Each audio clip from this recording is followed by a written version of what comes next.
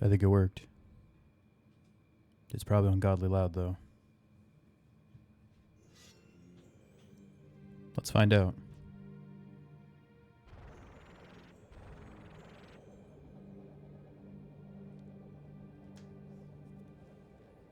It's ungodly loud in my fucking ear.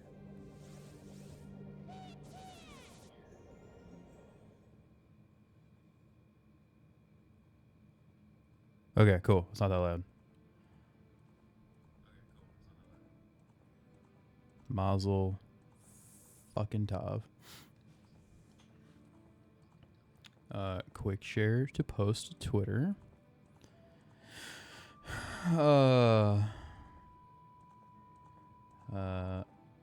It's Ocarina of time baby.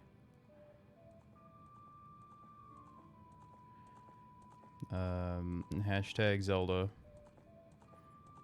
Obviously. Twitch affiliate. Small streamer. At President Biden, obviously. Oh, hey, what's going on? Hashtag Blumpkin.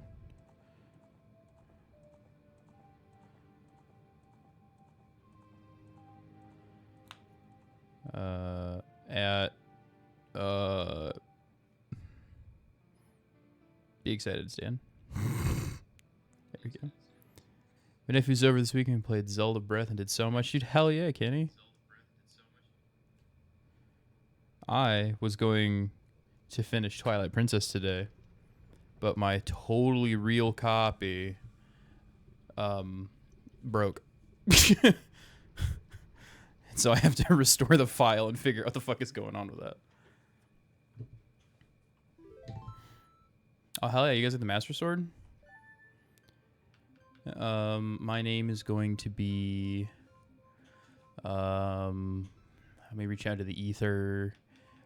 Greeb, Grub, Gob, Hob, Heeb, Oob, Tube, Floob, Smoogle. Thank you, Ashley.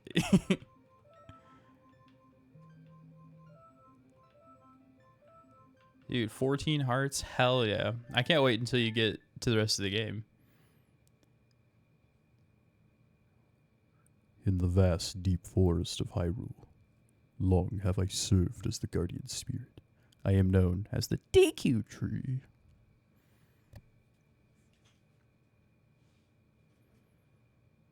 The children of the forest, the Kokiri, live here with me. Oh, dude, 8 memories? That means that you're almost, you almost got all the memories. The young Midoriya tree. However, there is one boy who does not have a quirk. A fairy.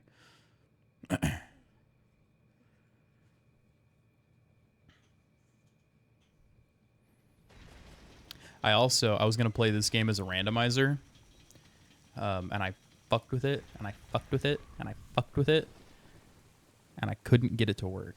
So I'm going to do more work on that, and then sometime in the next, like, I don't know, 2 or 3 weeks, I'm going to play this as a randomizer with, like, max settings and no logics. That way it can soft lock me, and I'm going to see if I can beat it.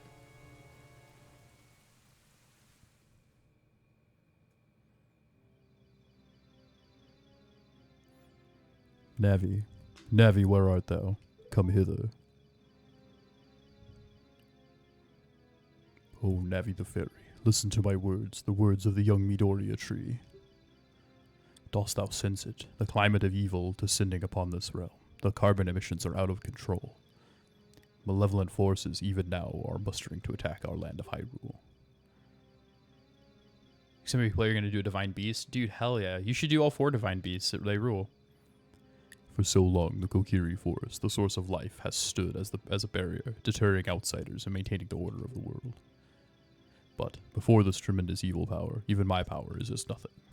It seems the time has come for the boy without a quirk fairy to begin his journey. The youth whose destiny it is to lead Hyrule to the path of justice and truth. Navi, go now. Find our young Midoriya and guide him to me.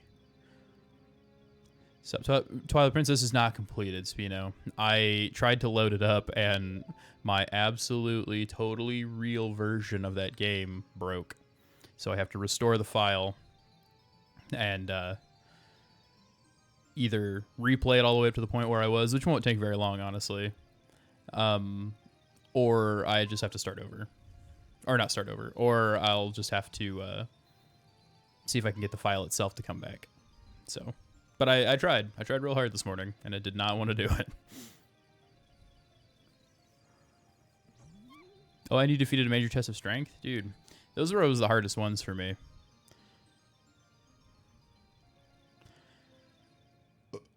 Excuse me.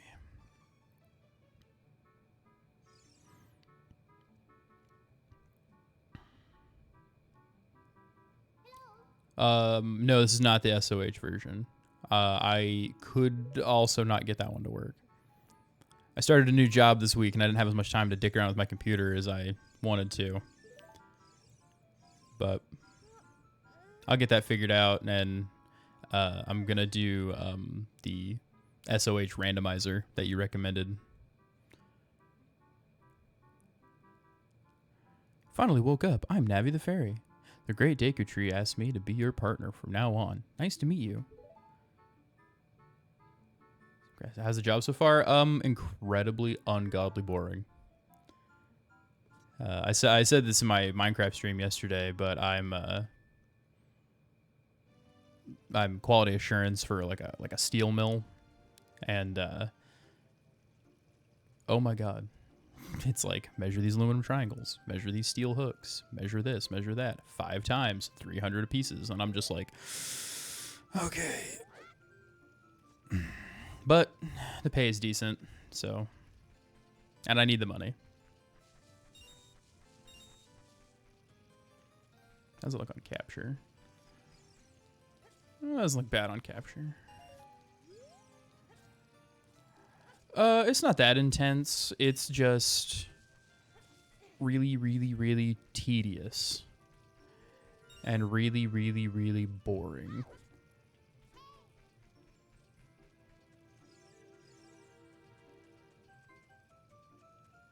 You might get Tears of the Kingdom for Christmas? You should.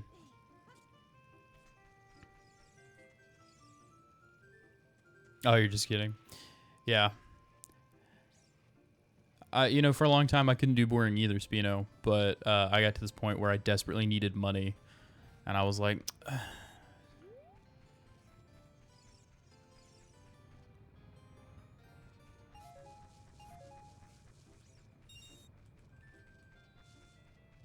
That was my whole motivator. Yeah, at least it's something. You're right. Oh, what do you do, Kenny? If you don't mind my asking. Dude, I know I hate that money is important. Cause like I want to like sleep in a tree and eat fruit, and read books and play video games. And, like, that's all I want to do. But I gotta go do adult things and be a person. Oh, right, you do plumbing. That's right. Sorry, it's been a long week.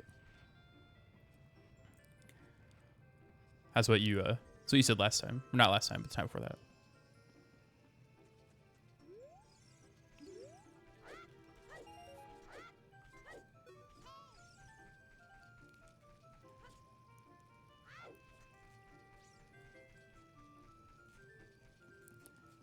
So, just so everybody knows, I am a Techno Wizard Amadeus at this game.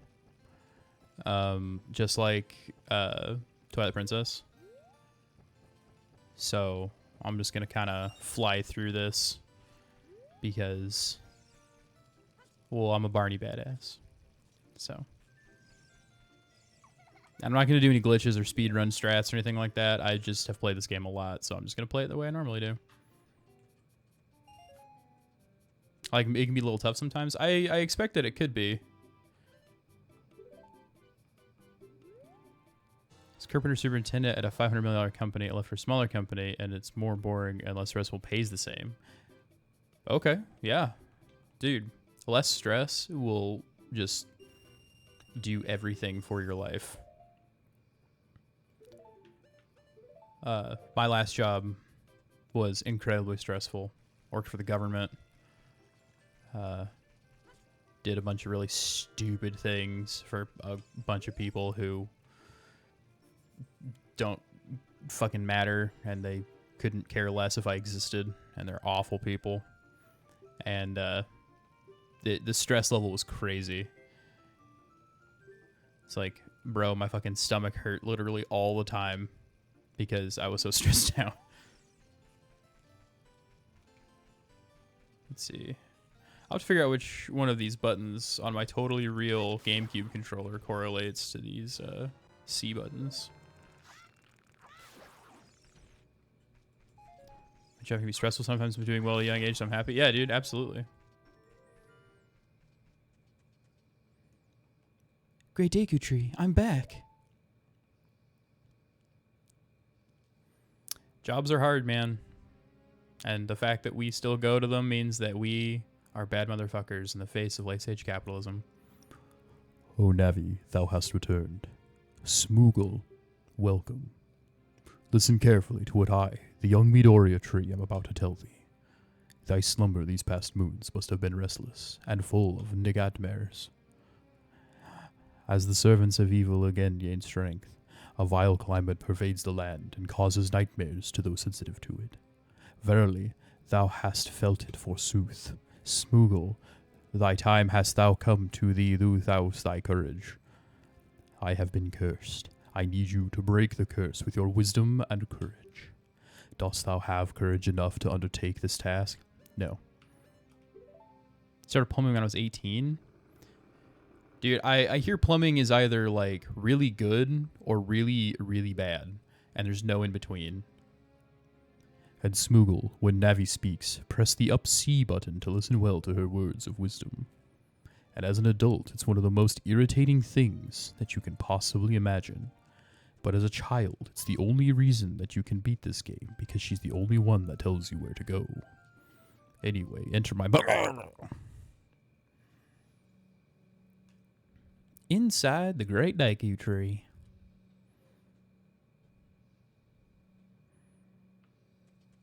Alright.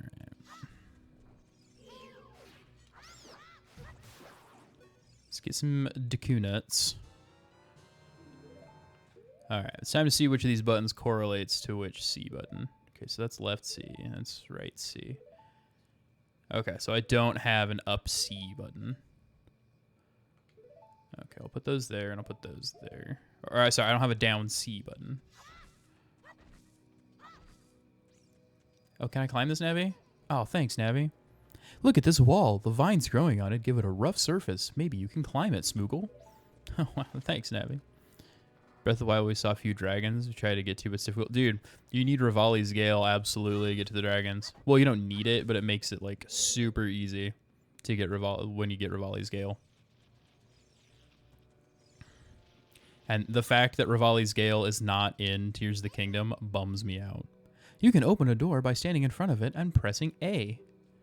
Pay attention to what the action icon says. That's the green icon at the top of the screen.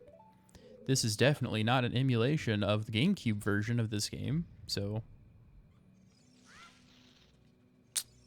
Too soon. Bruh.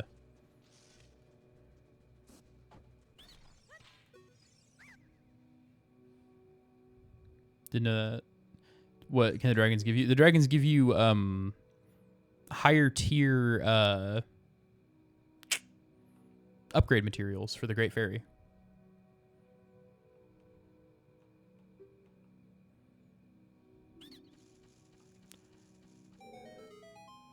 You get, Dragon Fangs and Dragon Claws and Dragon Scales.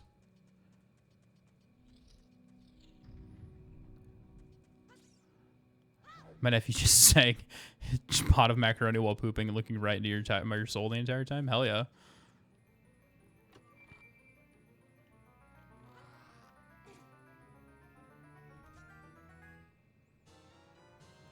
You got the fairy for the slingshot. Set it to one of the C buttons. Uh-huh. Uh-huh. I'm mashing the button, trying to get through this. Come on, man. We're doing a show here. There we go. Hup. Hup.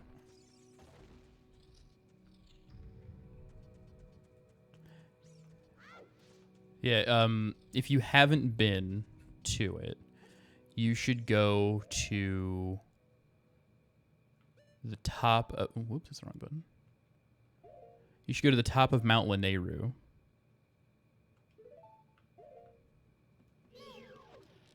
I'm not gonna spoil for you what's up there. But next time you guys play, you should go to the top of Mount Lanayru.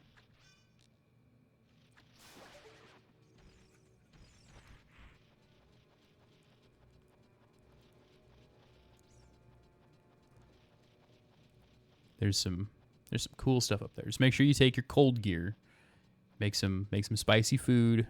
Wear some warm pants.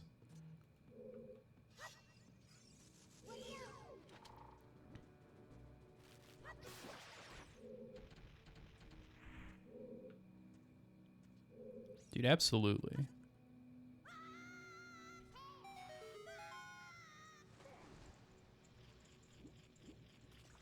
Breath of the Wild is an excellent game and deserves everyone to play it.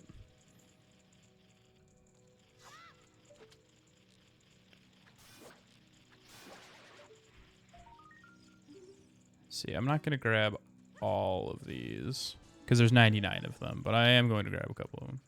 Play again on Christmas and then just come over 5 days for New Year's? Hell yeah, brother.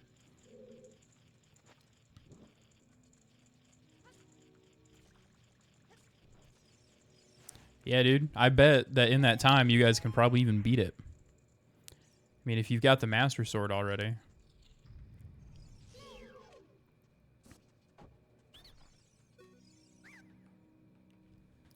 Please forgive me, Master. I'll never do it again. If you spare me, I'll teach you something cool. You will never beat my brothers up ahead unless you punish them in the correct proper order. The order is 2, 3, 1. 23 is the number 1. Do you think I'm a traitor? Yeah, but I don't care.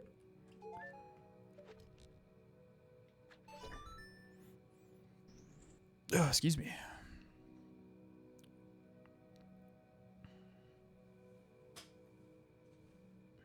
I think my camera's too high. Just...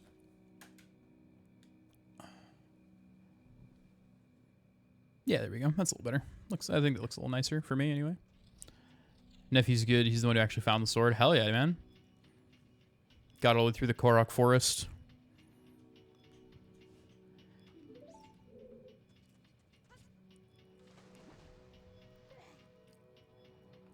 There's a oops, I missed. There's a Korok forest type thing in this game. It's called the Lost Woods.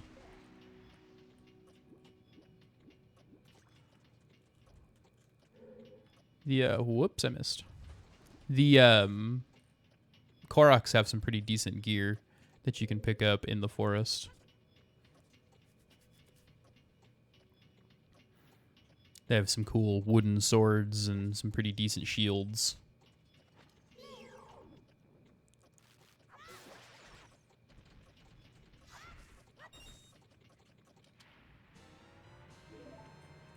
And a nice bow or two.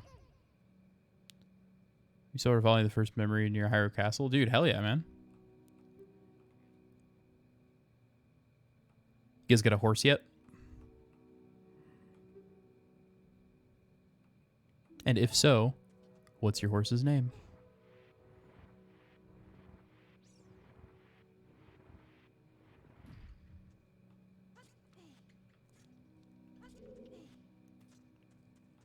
You have 4? Hell yeah.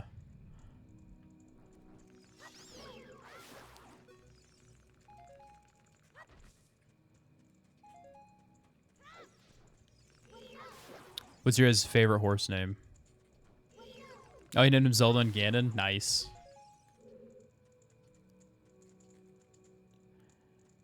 My horses in Breath of the Wild started out with like halfway serious names. It was like it's like like Blade and Shadow and that kind of stuff, because I was like, yeah, because I'm like edgy. And then I got to a certain point and was just like, this is my horse Schmeebles.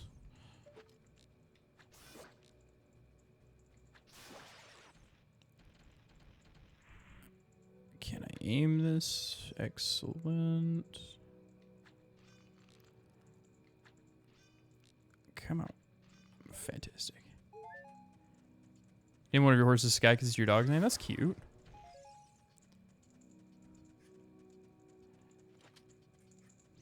Must like his dog.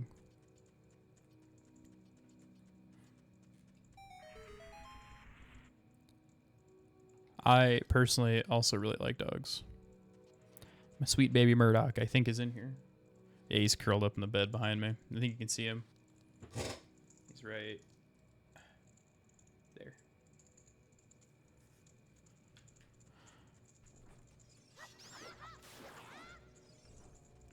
What the dog doing? What the dog doing? He's sleeping. He's a sleepy baby. Curled up in his little bed. Technically, it's Sugar's bed. She's the little Jack Russell, but he's curled up in it right now.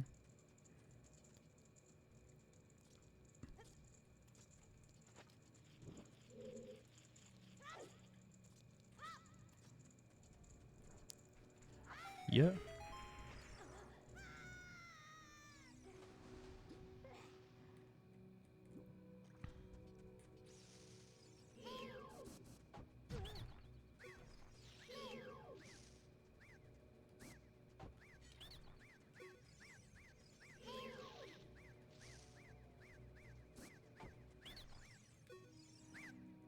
How did you know our secret? How irritating. It's so annoying that I'm going to reveal the secret of Queen Goma to you.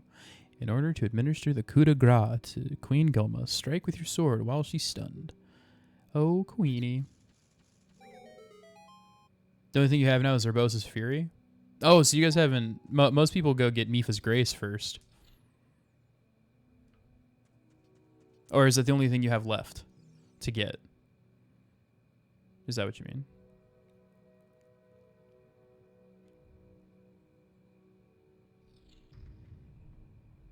Or is it the only thing that you have?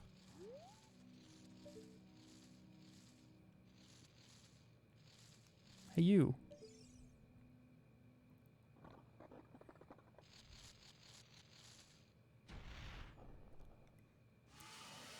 Da-na-na. Da-na-na.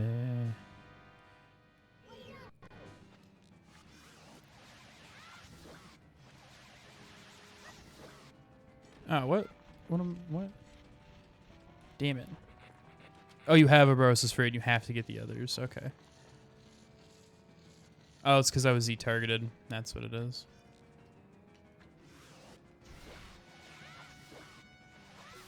There we go. I was trying to do the crouch stab glitch, but I was Z-targeted. Just had a reflex.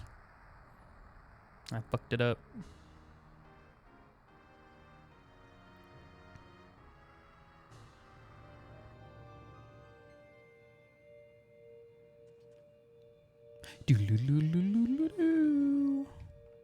You got a heart container. Your maximum life force. So interestingly, and this is just for those of you watching at home, this door, which leads out of Goma's thing back into the Great Dega Tree, there's a glitch where you can hop through this door by going through like a perfect frame, and it'll take you to the very end of the game. It's like at the end of the first dungeon, but because of where everything lines up, it'll lead you to the very end of the game, and you can beat it in like 5 minutes. It's ridiculous.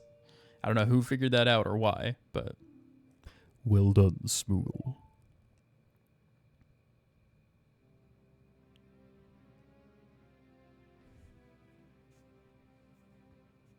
Thou hast verily demonstrated thy courage. I knew that thou wouldst be able to carry out my wishes. Now, I have yet more to tell thee. Wouldst thou listenst? I have to, because you won't let me continue if you don't. Now, listen carefully. A wicked man of the desert casts this dreadful curse upon me. Because Nintendo is pushing Islamophobia.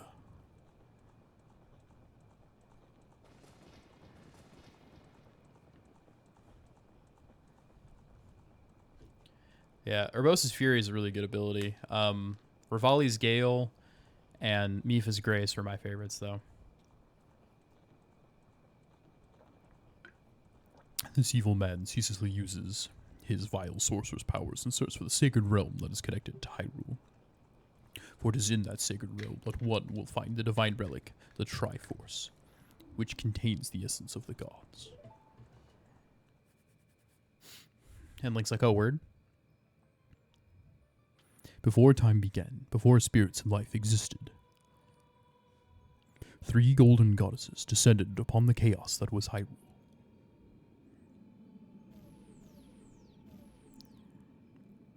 Din, the goddess of power, and a really good shot with a bow. Nehru, the goddess of wisdom. And Farore, the goddess of courage.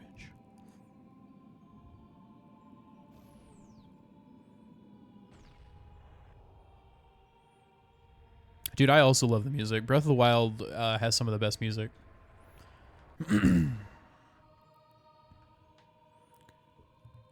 The music from like Ocarina and Twilight Princess and Majora and Wind Waker and stuff are like iconic because of like when they came out, and so they had to do like different stuff for like how the how the music was, like the sound design in Breath of the Wild. And they really just nailed it. That sort of like lonely ambience.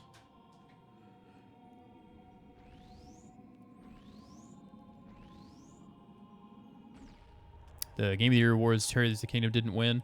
Yeah. But I expected that. People have been sucking Baldur's Gate's dick since it came out. Since even before it came out, honestly.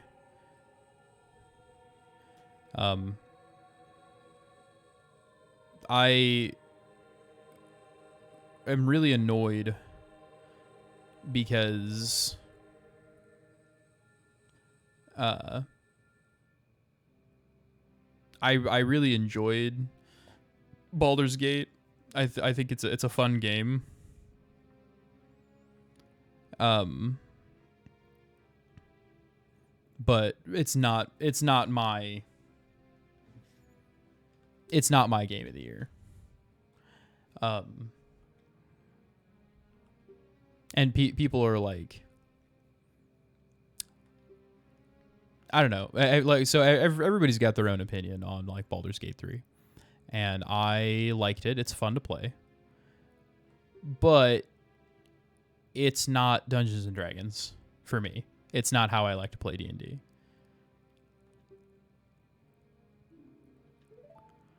I like smaller, more personal stories that deal with the characters pushing the story forward, not having the story happen to the characters.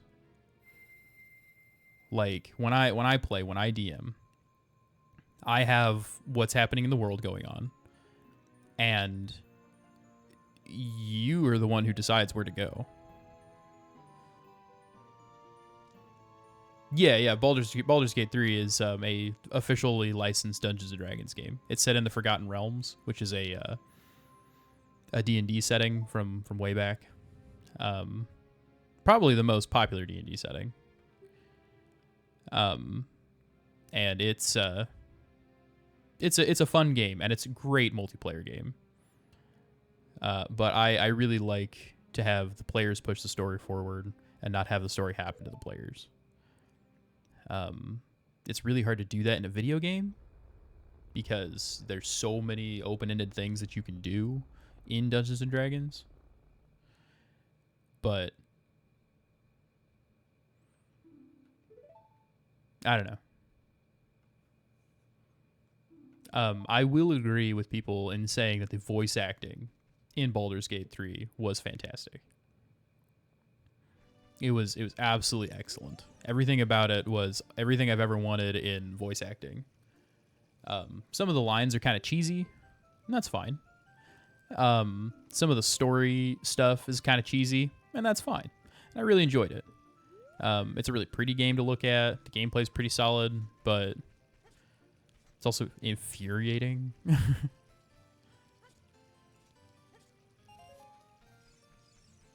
Okay, so I've got an ad break coming up in about a minute. So while that's getting ready to do that, I'm going to get the first slingshot upgrade. Because I can.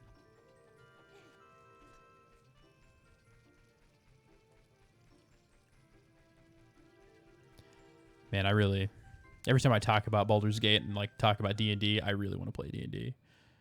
If I could be doing that 24/7, I absolutely would be. It's like, oh, what kind of video games do you play? I don't play video games. I do nothing but play Dungeons and Dragons because that's all I have time for and that's all I want to do.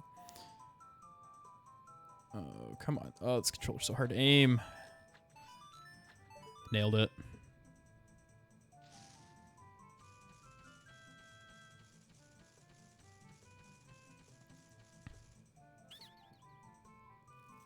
Cool, you're great. You scored a perfect 3 bullseyes. I have to give a neat present to such a wonderful person. Please take it.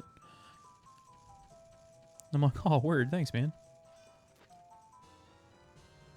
Dig a seed bullet bag. Holds up to 40 slingshot bullets.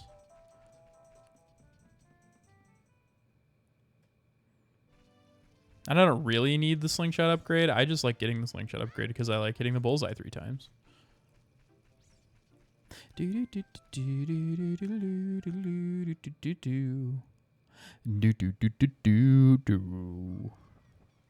Oh, you're leaving.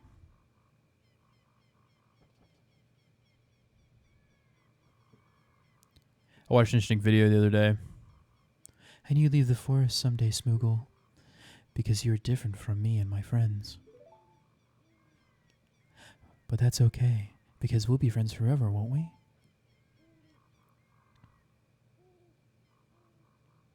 I want you to have this ocarina. It looks like a pig heart. Please take good care of it. Think we might try to get the Champion's Tunic? Dude, you should. The Champion's Tunic is good. It's Link's iconic outfit for that that game. And it's a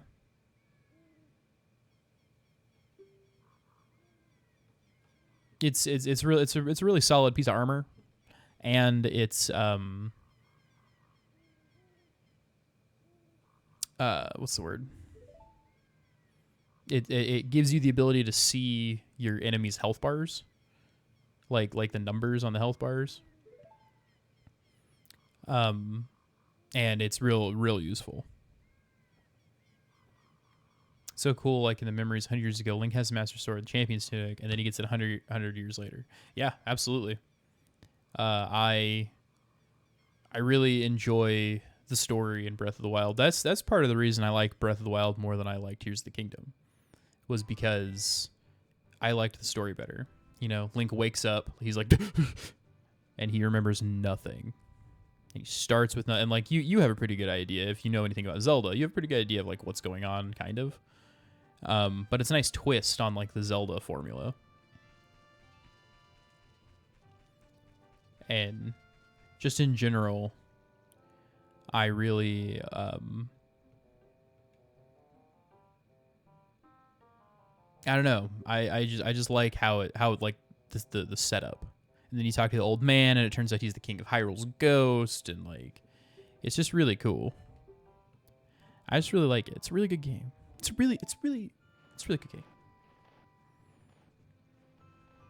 So that's Gabora Gabora. He's a giant owl.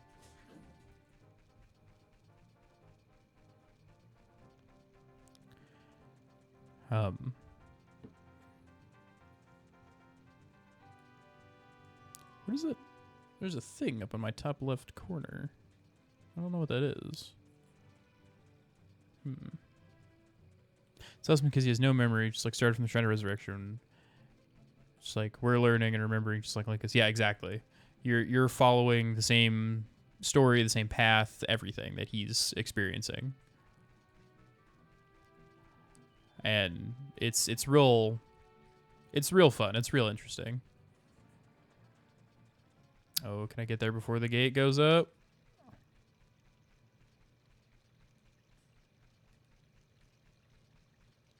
Oh, I fucking nailed it. Oh my god, what a champion.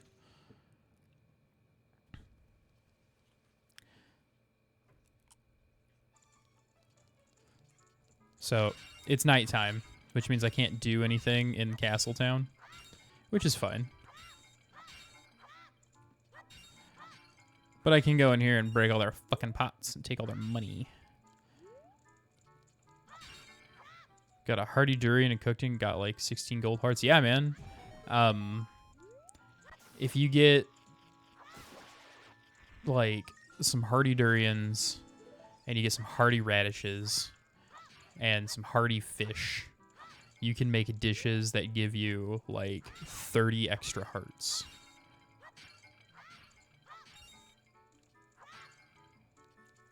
Got a royal shield and defeated a Molduga. Hell yeah, man. You guys making elixirs? Hanging on to them elixirs.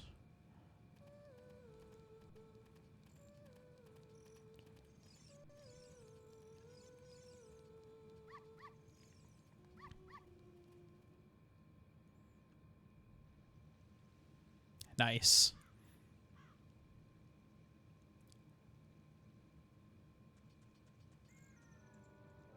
Oh, what's up, K-Bora? K-Bora? He's like, hey, Smooggle.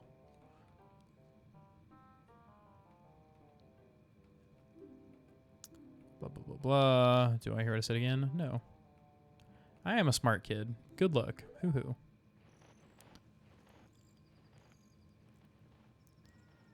It's hard in the beginning and becomes stronger and stronger. Yeah, man. It progresses real nice and evenly. Just like the, or just like a traditional RPG.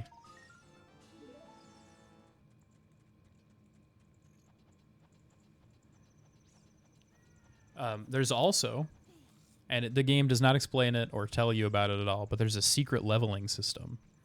And the more enemies you defeat, the harder the game gets.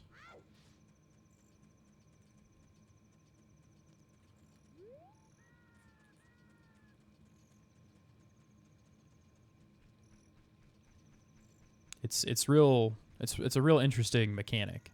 And there's like a hidden XP tracker and like a bunch of other stuff, and like the more enemies you defeat, the harder the game gets, and the more dudes you run into and that kind of stuff. The more likely you are to see enemies that have better weapons and that kind of thing.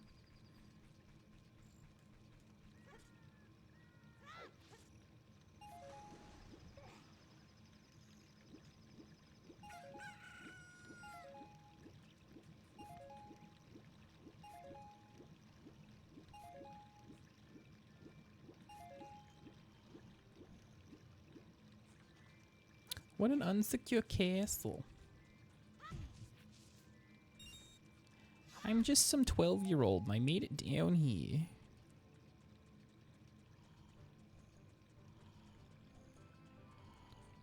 So this is Malon. Or Talon. Talon's interesting because he looks like Mario. And he's got a Bowser head pin on him.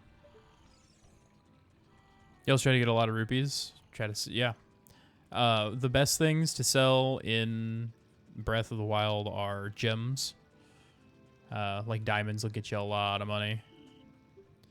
You can also use those in Gerudo Town. And also, I know that they say it's Gerudo, but they're wrong. In Gerudo Town, you can get a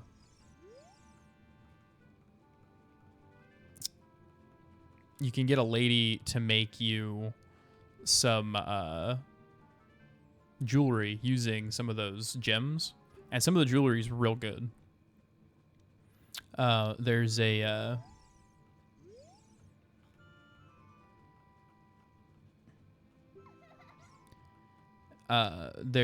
headband that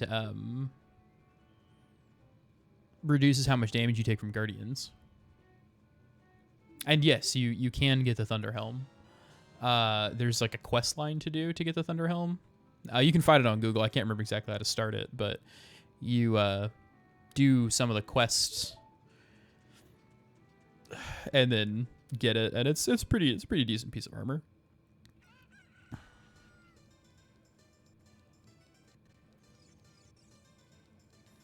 Oh, it's getting a little stuttery.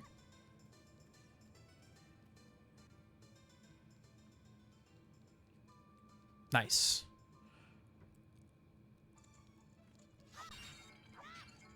Give me the rupees. Yeah, you got to do something with the big Gerudo warrior lady.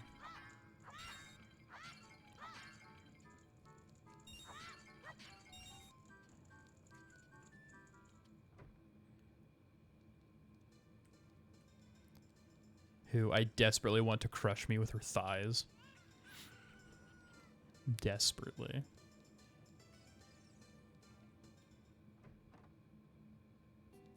Yeah, Riju is the princess.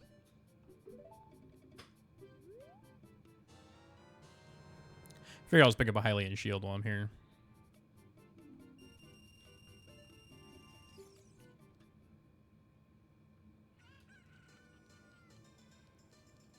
I don't absolutely need a Hylian shield right now, but I want it. I want that.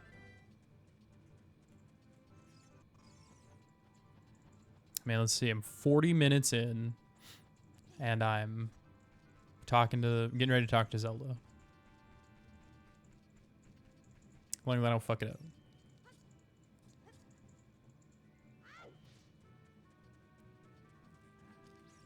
Dun dun dun dun dun dun dun dun.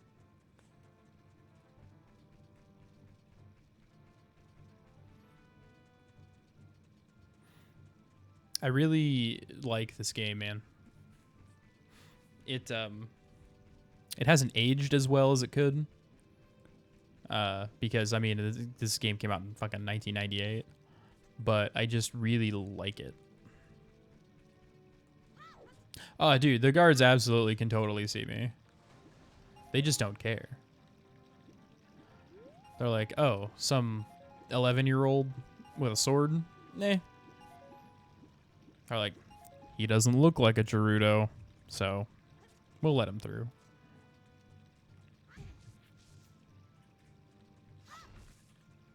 I know it's not all nostalgia. I mean, when this game came out, you know, people hadn't ever played a game like this before. You know, this Ocarina did so many things for adventure and RPG games just in general. Like the whole camera system, like the Z targeting thing, 3D platforming, the puzzles that they do in this game, like all that stuff. There's so much that this game did that made other games do the things they do. Like you wouldn't have Skyrim in the way that it is, or like Morrowind or Oblivion in the way that it is without this game.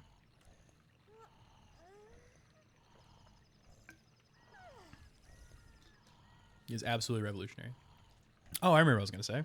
I watched an interesting video the other day where they were discussing the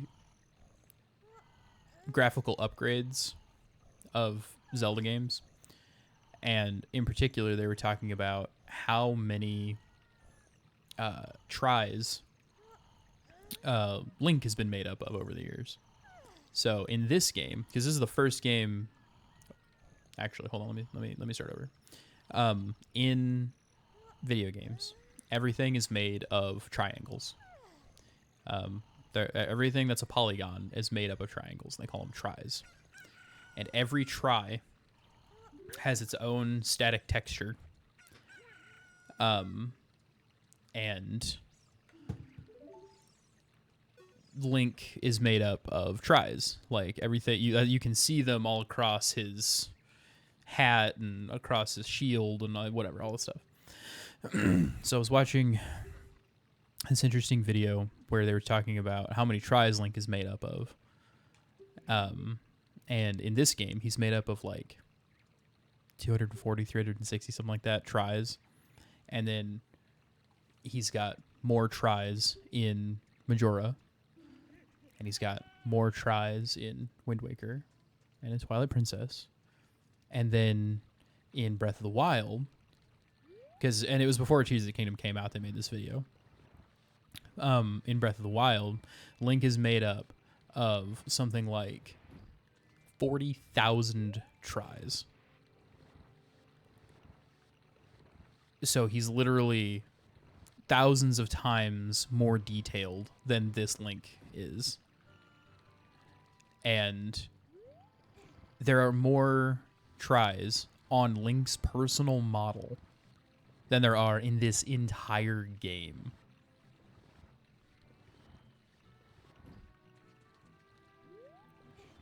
And I think that's just absolutely wild.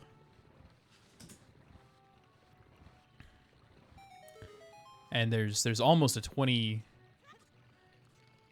Well, there's almost a 20-year difference between these games, because Breath of the Wild came out in 2017. Yeah, so there's like a 19-year difference in these games.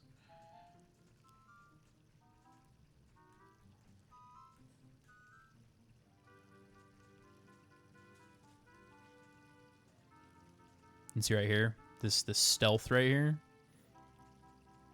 People were like, "Oh, Breath of the Wild had the first stealth section," and I'm like, "You obviously never played Ocarina."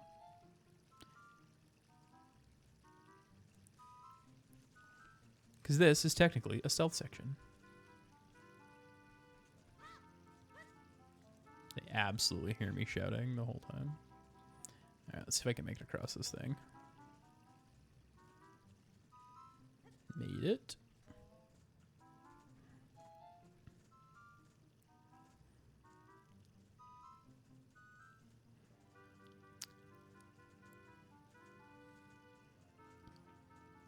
There's also a stealth section in Wind Waker where Link has to sneak up on the girl who's stealing from the guy who gives you the sail.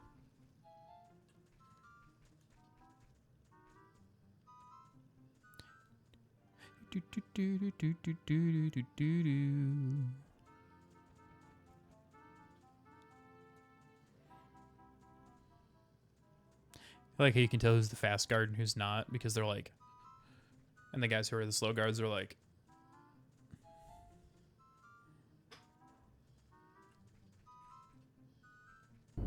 run.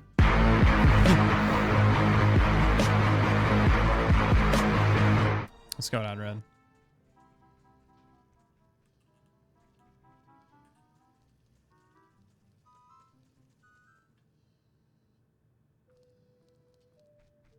I'm also going to point out a little fun fact here. There's Bowser and Mario.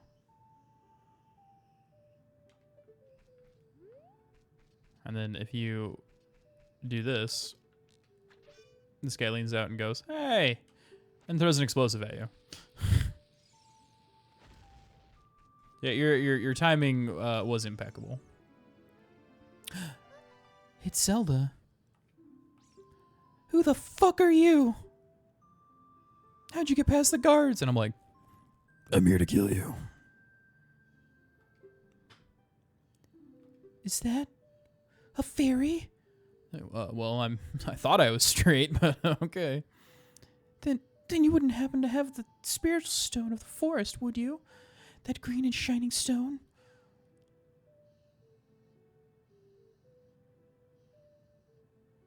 I do have it. So a guard just goes, "Hey, stop that racket. I cast die," and yeets a bomb. Yeah. They're like, "Hey! Get the fuck out of here!" Throws an explosive at you. Suddenly a ray of light shot out of the forest, parted the clouds, and lit up the ground. The light turned into a figure holding a green and shining stone, followed by a fairy. I know this is a prophecy from someone who had come from the forest. I am the one, the one. She's slightly taller than I am. You see that? I am Zelda, Princess of Hyrule. What is your name? Smoogle. They have weird naming conventions in the forest, do they? Okay then, Smoogle. Your name isn't traditionally Roman, is it? Please keep this secret from everyone. Yeah, right. The legend goes like this. Your name isn't Germanic, is it? Yikle Jordan. The three goddesses hid the Triforce containing the power of the gods somewhere in Hyrule. The power to grant the wish of one who holds the Triforce in his hand. If someone with a righteous heart makes a wish, it will lead Hyrule to a golden age of prosperity. If someone with an evil mind has his wish granted, the world will be consumed by evil. That is what has been told. So, if you have like a pure heart but an evil mind, does the soul descend into evil? Or like, what if you have a good mind but an evil heart? So the ancient sages built the Temple of Time to protect us, or protect the thing. I didn't catch that fast enough because I was making a joke and it wasn't very funny. What are you doing, buddy? That's right, the Temple of Time is the entrance through which you can enter the sacred realm of our world. Pure of heart, dumb of ass. Dude, that's I should get that tattooed on my forehead. Order of the door said you need to collect 3 spiritual stones, and another thing you need is the treasure that the royal family keeps along with this legend. The Ocarina of Time. Oh, she said the thing! Why are you whining at me? What do you need? Is he in frame? Stop that.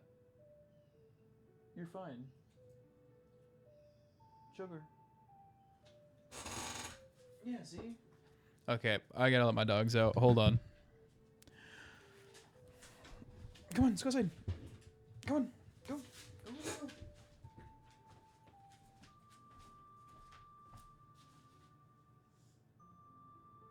Dude, are you just whining to whine and get attention from me? Okay, never mind. He doesn't want to go outside. Did you understand well the story I just told you? Yeah, obviously. It's not like it was hard to follow. That's great. I forgot to tell you. I think you're a bitch. I was spying through this window just now. The other element from my dream, the dark clouds, I believe they symbolize that man in there. Will you look through the window at him? No. Yeah, whatever. This is one of the things I hate most about video games. This is the illusion of choice. Because you can't do anything but follow the story. And, like, sure, this game came out in 98. It's on a fucking N64 cartridge. That's fine.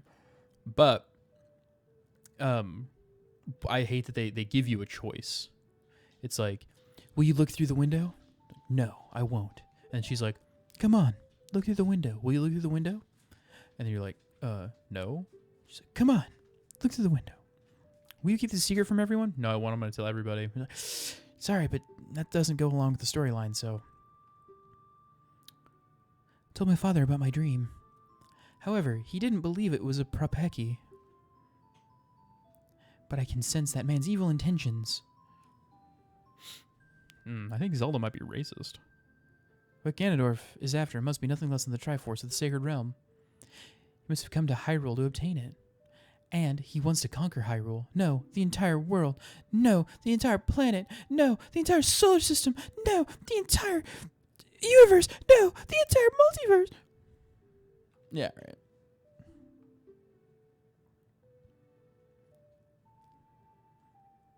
I think that man's going to destroy Hyrule. Such terrifying power. She definitely hates redheads. Absolutely. She's like, that guy's Irish, isn't he?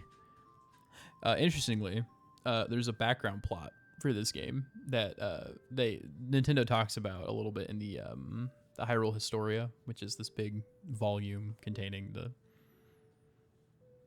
stuff about Zelda, the history of Zelda, and that kind of shit.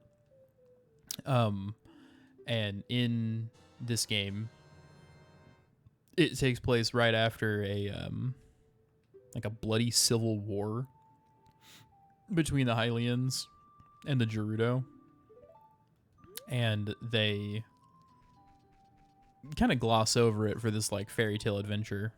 Also, this is Impa; she's a mommy. They kind of gloss over it for this like fairy tale adventure, but it's supposed to be like a racial war between these two groups of people. And then you're like, I'm a fairy boy, and I'm gonna save the world. Personally, I think that Nintendo looked at European history. Yeah, dude, she's like 6 feet tall. She's got white hair. She's jacked. She got a cool sword. If she had more polygons, if she had more tries on her model, she'd be super hot. And you only get to see her like twice, maybe 3 times in this game.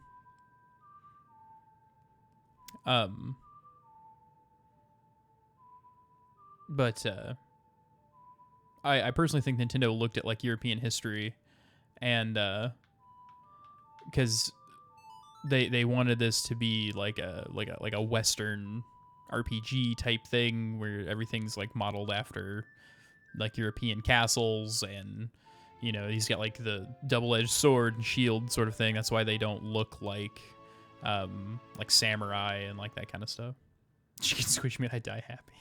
Absolutely. And I think that in their research of European history, they see all of like the Crusades and the war between the Christians and the Muslims, and they were like, hey, you know what? Let's put that in a children's game, but call it something different. And that's where you get all of like the weird, like they're the people from the desert and they've got dark skin sort of thing. And in the original releases of this game, there was Islamic iconography on some of the temples in the desert area. And I think that's the kind of like the flavor they were going for. And then somebody during development was like, hey, what if we didn't do that? And they were like, okay. But some of the games, they already released a bunch of the game, or not released, they had already developed a bunch of the game like that. And so they're like, okay, we'll just go back in and we'll release these ones and we don't care. And here's this thing. It's fucking weird, man. Also, yes, I want to be the watermelon between your thighs. For the love of God, please. Please. For the love of God. Please. For God. Please, God. If there's a God, show me right now and let me be the watermelon between your thighs.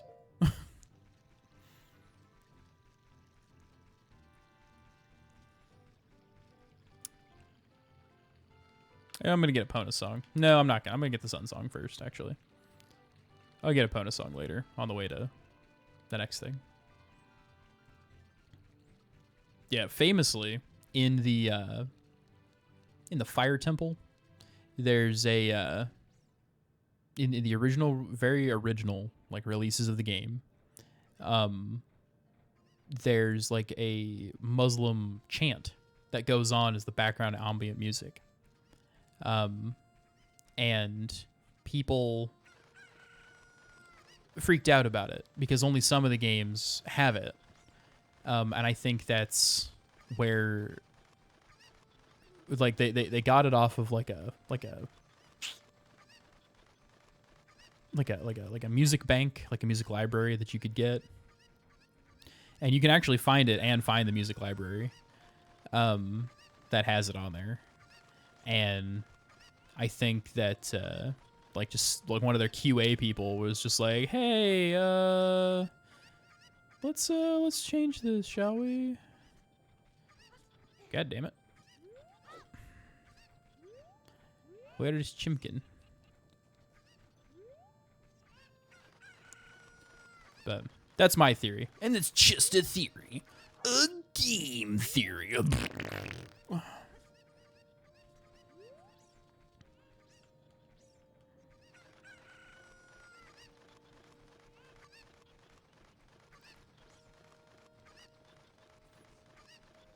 Have I talked about how much I dislike game theory and MatPat?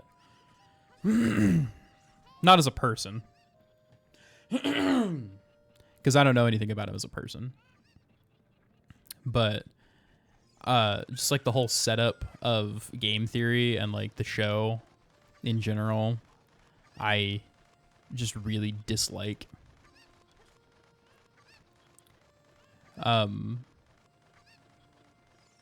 So Game Theory is a YouTube channel, or was a YouTube channel. I don't know if they still put out videos. Where this dude named, his screen name is MatPat. I don't know what it is.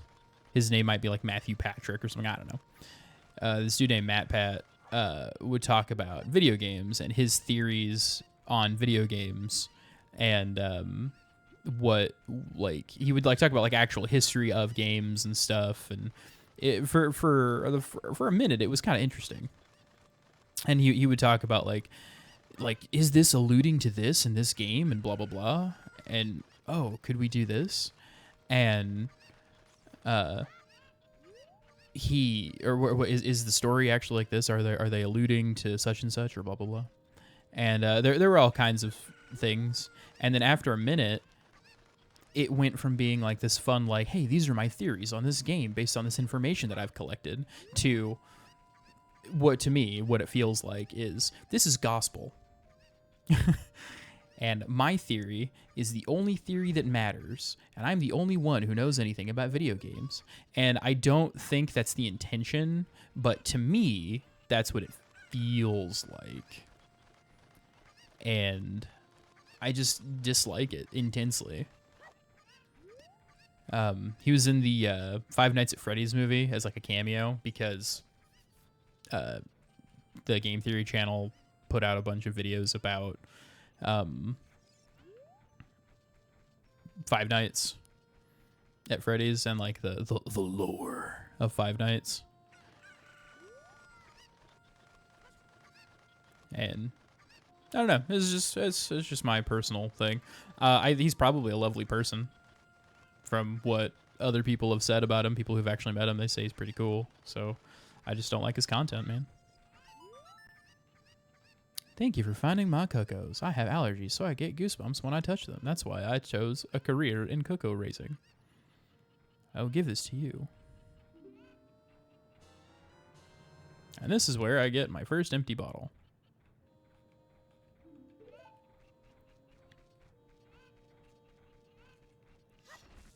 But yeah, so that's my 2 cents on game theory and MatPat.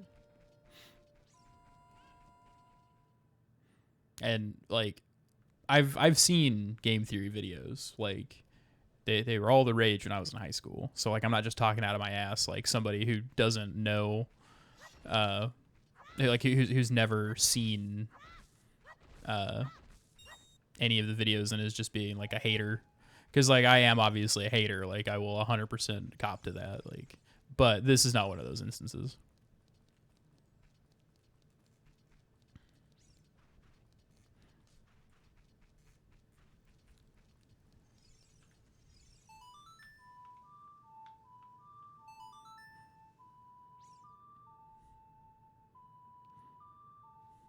Just collecting things that make my life easier playing this game. There's a bunch of optional stuff in this game. Just like, here's some collectibles, and you know how games were in like the 90s and early 2000s, and I guess sometimes today still as well, especially Ubisoft, where they're like, hey, collect all these things. You don't have to, and it's just like, okay. And then in this game, they do that.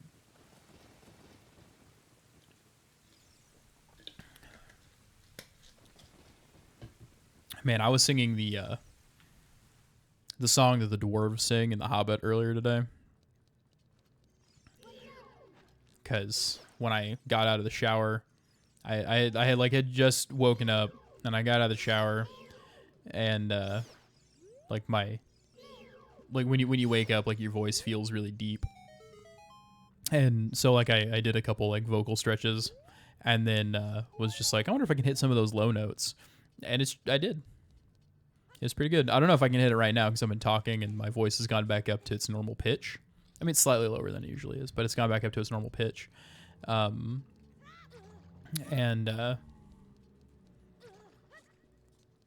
it was just a lot of fun because it was like one of those that like rumbles like your chest and like kind of vibrates the things around you. Oh, I gotta read the thing. Okay. The rising sun will eventually set. A newborn's life will fade. From sun to moon, moon to sun. Give peaceful rest to the living dead. This is an interesting poem because it doesn't rhyme or have any meter or anything like that. It probably makes more sense in Japanese. Anyway, there's something inscribed on the tombstone. It's the secret melody of the Composer Brothers. So the Sun Song is one of the better songs in the game. God damn it. I have to use the control stick. Come on. There we go. You can use it to make it daytime and nighttime, and some things only happen at night and some things only happen during the day. That's real convenient. Because this game, for 1998, has a day-night cycle. Only in certain areas, but it's got a day-night cycle. Dude, I learned the Sun Song.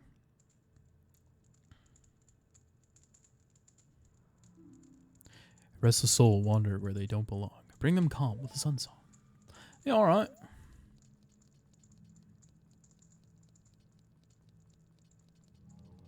So these zombie guys, these are the Re-Dead. And the Sun Song not only will change day to nighttime and night to daytime, but it also freezes the zombies and makes it so they can't attack you. Because they scream, they like shriek at you, and it freezes you in place, and then they hump your head basically and drain your life. And it's real fucking creepy and irritating.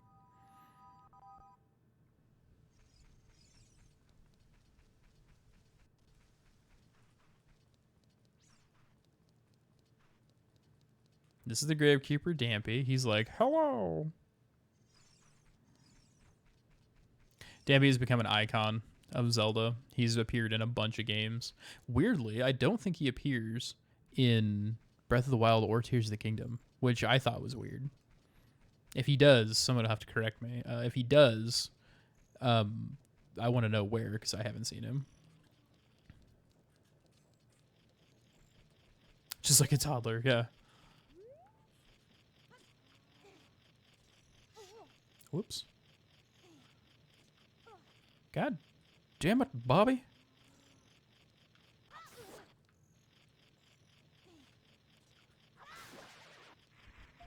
Give me that token. Oh man, if Declan's watching, this is the spider house.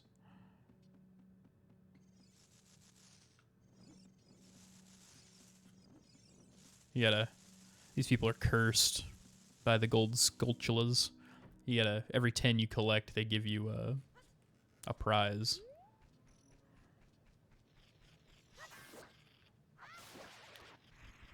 And so it behooves you to collect the first 10 because you unlock the adult wallet, which lets you carry 200 rupees instead of the 99 of the child's wallet. And it's mighty convenient.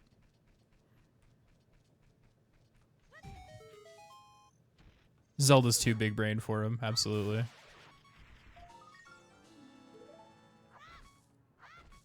Oh man, I'm getting too careless with my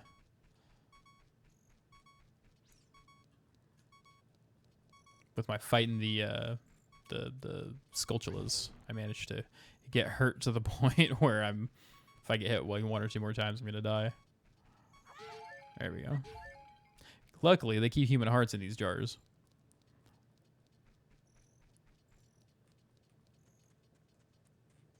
Alright, that's all, dude.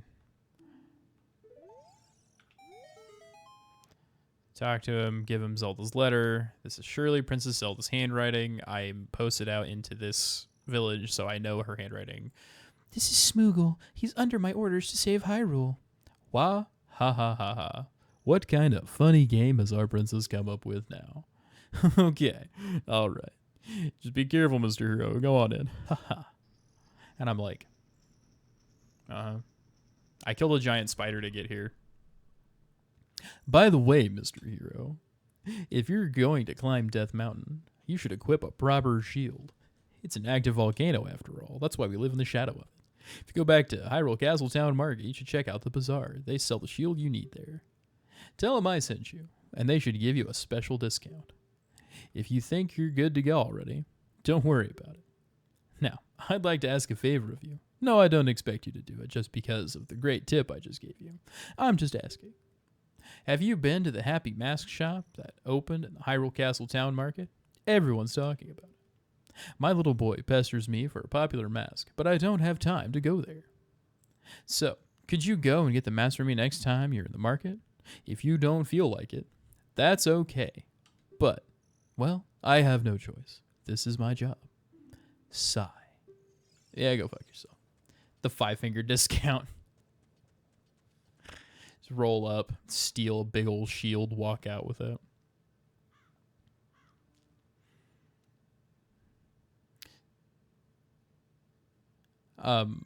I want to make a bluegrass cover band that does nothing but cover the 5-finger Death Punch albums, but they're called the 5-finger discount.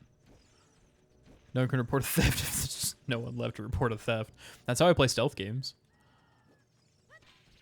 It's like they can't report you if there's no one around to call the guards. They're all dead.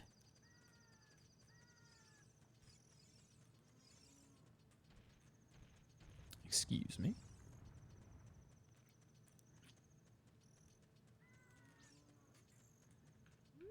Hup. Did I have to backflip onto that? No. But did it look cool? Also no.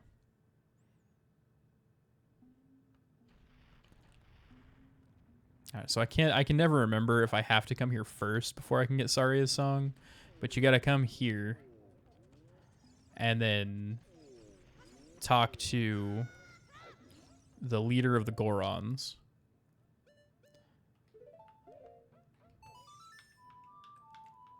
And then get him to you gotta play him a song and he's gotta dance. And then after he dances, you can get into the fire temple. Well, the fire dungeon. The fire temple is a different thing. This is Darunia. I don't have any nipples. What the heck? Who are you? When I heard the song of the royal family, I expected their messenger had arrived, but you're just a little kid. Yeah, we know what we do to little kids around here. We eat them. Has Darunia, the big boss of the Gorons, realized so much status to be treated like this by his sworn brother, the king? Now, I'm really angry. Get out of my face now. Are you asking why I'm in such a bad mood right now? Are you seriously asking? You prick. Ancient creatures have infested Dodongo's cavern. We had our poor harvest of our special crop, bomb flowers, starvation and hunger because of the rock shortage. But this is a Goron problem. We don't need any help from strangers. Oh, wow, damn, that's crazy. So now I gotta go pick up Saria's song, which means I have to run all the way back to Kokiri Forest, get through the Lost Woods, learn the song, come through back here, and then I can get into the fire dungeon. If I had bombs, this leads exactly where I need to go. But you can't set off the bomb flowers.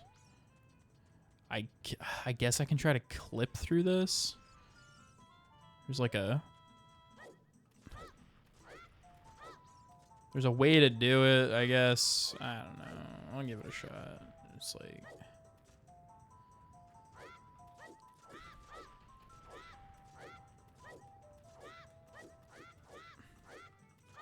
Nah, I got nothing. I don't know how to do it. But yeah, if I had bombs, I could literally walk right in through there. I don't know why they made it so you have to go all the way back. When there's the shortcut right there, because the shortcut is practically useless for anything other than this particular thing.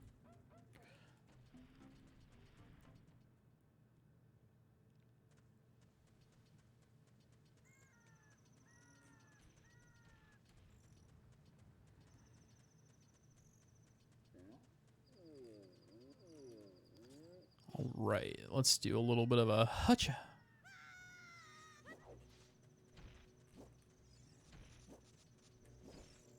Don't mind me. Pardon me.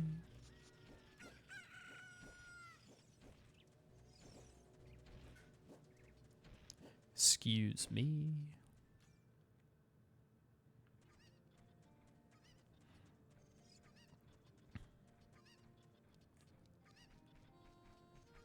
Hey, come here. Oh, damn it.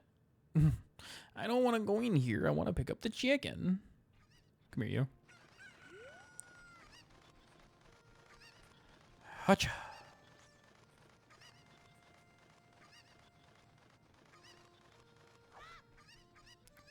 There's a game called Jak and Daxter that I tried playing the other day. And it's not bad. I didn't really like the second one because I played through all three of them.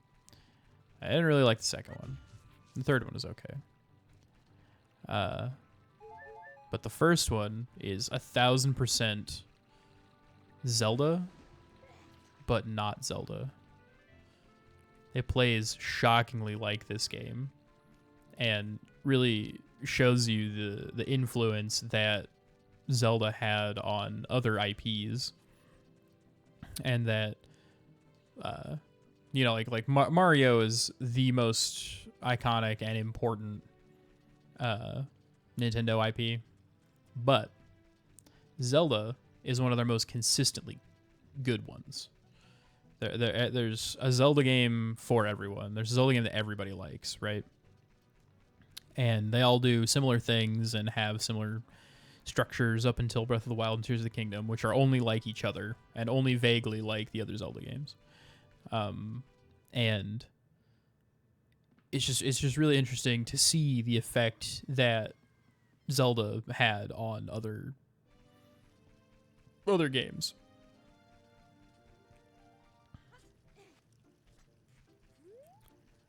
But in conclusion, I enjoyed the first Jak and Daxter. Was not big on the second or third one.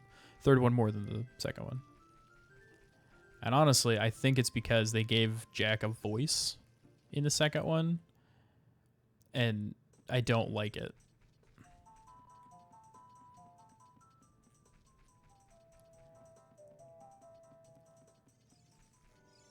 Oh, Kaepora Gaebora, I don't want to talk to you. Jak and Daxter was your jam? Well, solely that way because of GTA. Really?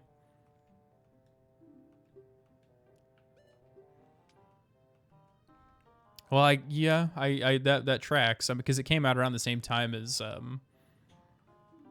God, which one? San Andreas?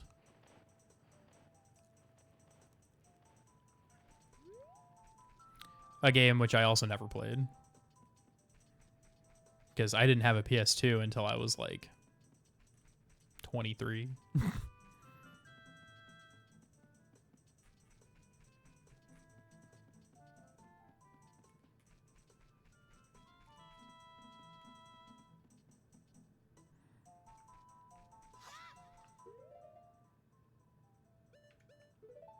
God damn it.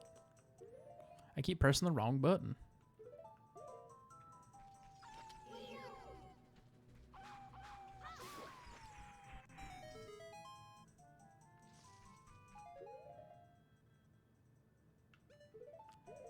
But yeah, I don't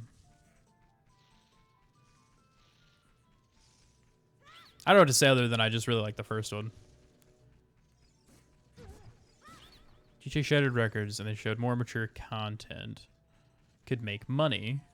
And Naughty Dog felt like that they didn't know how to do that sorry, I'm trying to play this. Hold on, let me get through here real quick, and I'll read your comment. Trying to get through here. Okay.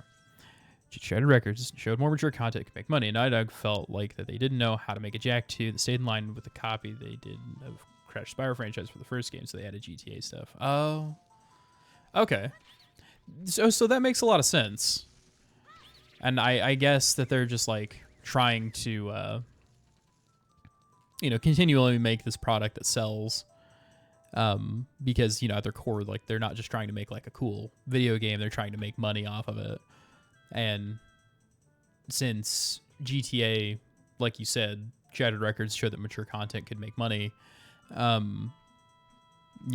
must have been like, oh, look at this golden goose, look at this cash cow, let's keep making games like that. I've been waiting for you, Smoogle. This is the Sacred Forest Meadow. It's my secret place. I feel this place will be very important for both of us someday. That's what I feel. If you play the ocarina here, you can talk with the spirits in the forest. Would you like to play the ocarina with me? Yeah. Okay, try to follow along with the melody I will play. Are you ready?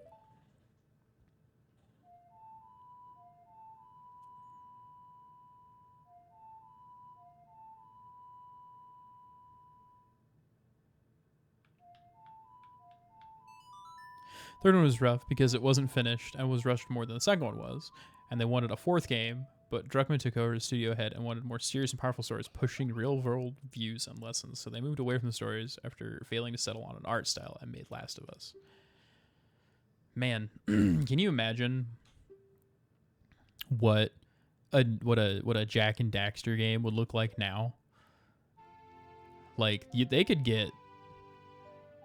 They could come up with a really cool style with like the Unreal 5 engine and could make just a fucking cool ass game. And as much as I like the first Last of Us game, I'm sad to see, or I guess learn, since you just told me, I'm sad to learn that the fourth Jak game is what cost, or is the price we had to pay for The Last of Us. Because I like the first one. I super don't like that the first one brought us into an era of like video games that tell stories only and don't play. Whoops. Oh, it's saving. And don't play like a video game anymore, but that's just me. Scared to go back to the series because Druckmann fired the man who made the engine the original trilogy ran on. He made his own language for the game. Oh, that's cool. Like he made his own like coding language for it. Do you know if any games use anything like that now? Like if it got turned into something else? Because that would be super interesting. It's like, hey, I made this coding language for this game, and I was really passionate about it, and then it became this, and now, like, I don't know, like Spiritfarer runs on it. They released little art things, just styles I thought about, and they look a lot like Last of Us stills. Really? So, like, Jak 4 literally became The Last of Us. Not just like they ditched it to do The Last of Us, but it like became The Last of Us. It's weird, man. It's like, hey, we've got this game that's about like an elf guy and his friend who gets turned into a little weasel guy, and now it's about Pedro Pascal.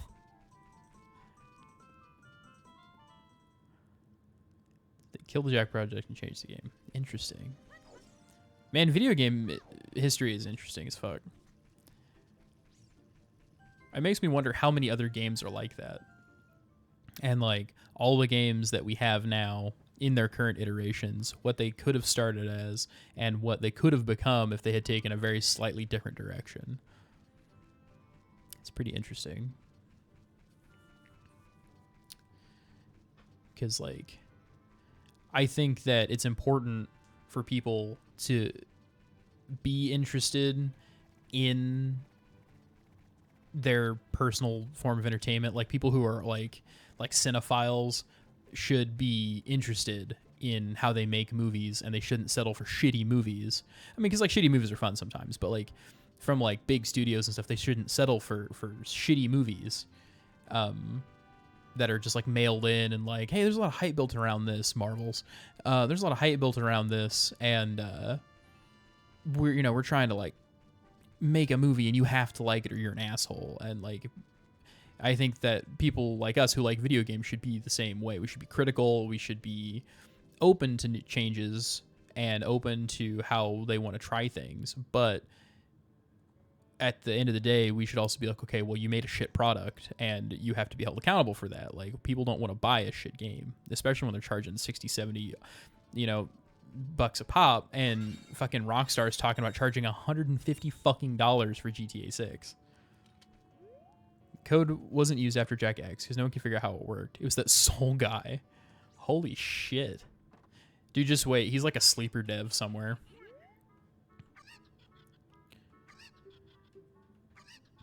There's gonna be like there's gonna be a new Jack game that comes out, but it's not gonna be called Jack and Daxter, but it's going to be Jack and Daxter. It's going to be like how Yooka-Laylee was Banjo-Kazooie, but it'll be Jack and Daxter.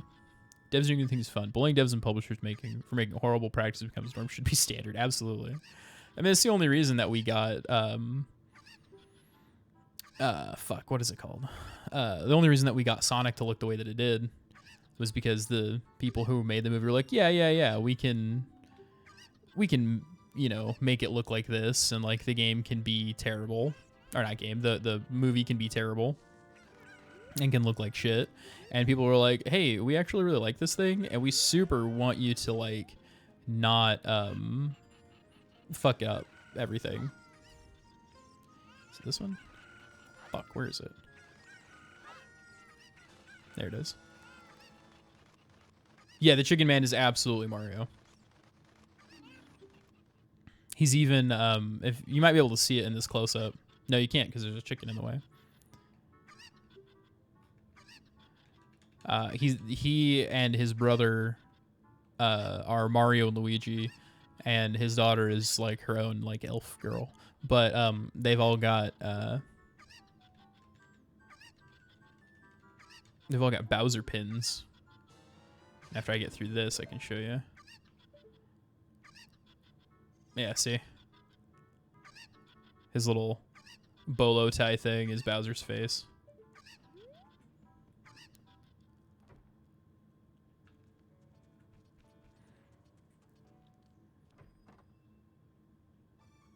And here's his brother, who's definitely not Luigi, but definitely is Luigi.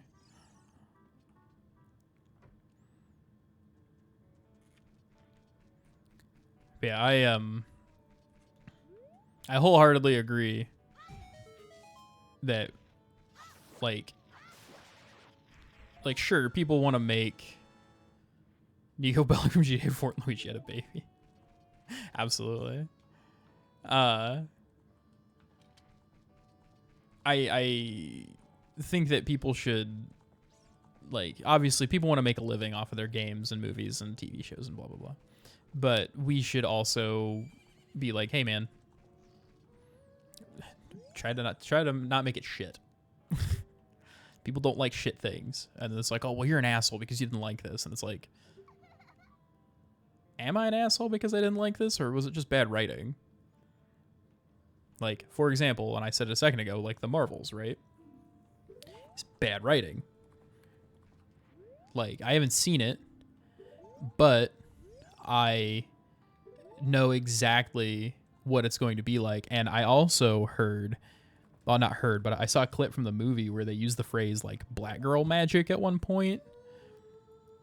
And it's like really like shoehorned in there, because like I don't have a problem with the phrase black girl magic, but they're like obviously trying to push like, hey, if you don't like this movie, you're a racist and you're terrible. And it's like, but you also like are trying to capitalize on fake woke things.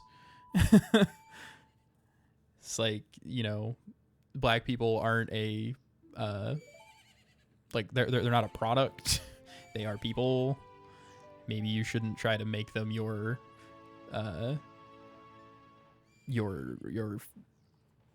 product, I guess. I don't know. I'm Neil Druckmann's #1 hater. You can say that he hates games being fun and are just supposed to push messages.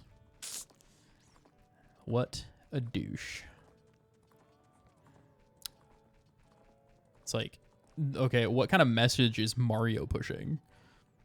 Like, the very first Mario game, what message is that? I'm a little man, and I jump on mushrooms, and I jump on turtles, and that's it. Railing lines and making Mario an elephant. I'm interested in Mario Wonder. I think it's gonna be weird. I think it'll be fun. I personally think that Mario needs the Breath of the Wild treatment, because I never played Mario Odyssey because I can't fucking get it for less than $60, and I hate paying full price for games. But they made Mario Odyssey and it essentially was just Mario 64. Are you saying that Mario 64 but with Breath of the Wild? Yeah, absolutely. But like essentially, from what I understand, Mario Odyssey is just Mario 64, but still really linear and stuff. And I think it would be interesting to just see like a whole flip of the mainline Mario formula, because like they do flip the Mario formula where it's like you got like Mario Kart, and like Smash Bros is sort of a Mario game because they got the Mario characters, and you've got your whole Mario Party, and the Lego Mario sets and that kind of shit. And then you got like Paper Mario and Mario RPG, and like people are like, oh yeah, like these are like changes in like Mario and stuff, and I'm cool with that.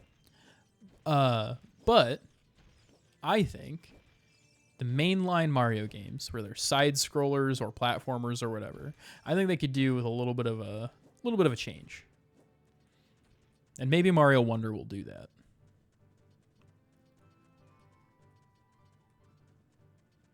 I was also really interested in what is it called? The new Kirby game. Fuck, I can't remember what it's called. I can't remember like the specific name of it. It's like Kirby in the Forgotten Land, maybe. I want to say. And my little sister and her boyfriend played it, and they said it was a lot of fun. But it was also still, like a straightforward kind of Kirby game where it's pretty linear and kind of does its own thing. But I thought it'd be interesting if, like, not every game has to be Breath of the Wild, but it would be interesting to see more changes to mainline Nintendo games. Just kind of breath a new wild of life into these IPs that everybody grew up loving and knowing about. Fuck, I'd also love to see a new Mega Man game. Mega Man would be awesome. Now we're going to watch this big old man dance. Come on.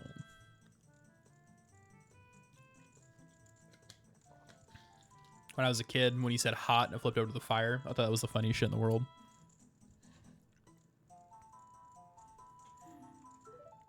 Sometimes you just really need like a good old thrash session to make you not angry anymore.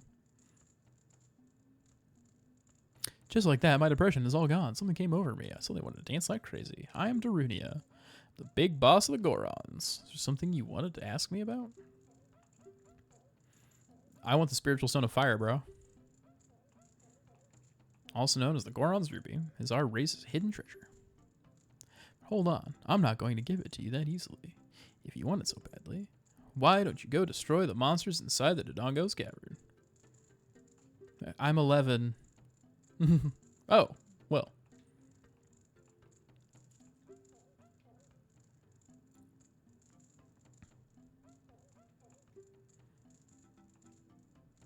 And then he gives me the power bracelet, which I think is kind of neat. There are 3 strength upgrades in this game. There's the Goron's bracelet, which is the power bracelet, which lets you pick up bomb flowers. Then there's the silver gauntlets, which you get in the last dungeon. And then there's the golden gauntlets, which you get in Ganon's tower. And they have essentially no bearing on anything in the game. They literally just let you, like, here, like, they'll let you just, boom, I can do this now. And that's it. And then in the next dungeon, you unlock bombs. And then you carry bombs around and you don't need the bracelet anymore. So it's literally just to make sure that you have to go collect the song and they have to be able to tell you their story. And it's like, this game is not perfect. There's some people who would argue this is one of the best games of all time. And I would say that this game, for the time that it came out, is one of the best games that could have come out. But, again, I think people should be critical of the things that they like, and we should try to just make things different. I heard my alert go off. Burrito CEO, thanks, man. I appreciate the follow. Welcome to the shit show. My name is Steven. Welcome to Ocarina of Time, which is not only a Zelda game, but is also a Run. biopic of my.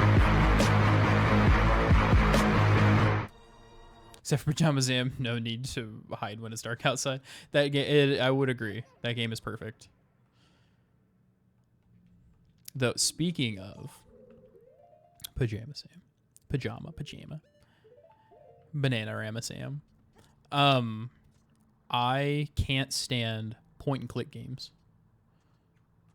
I don't like them. I don't mind watching people play them.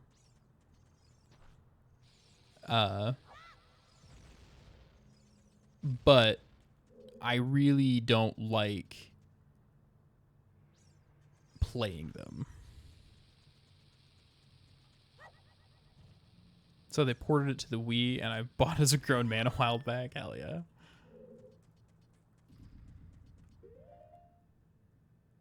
You know what? Actually, I'm just gonna keep this equipped because I'm unacceptable.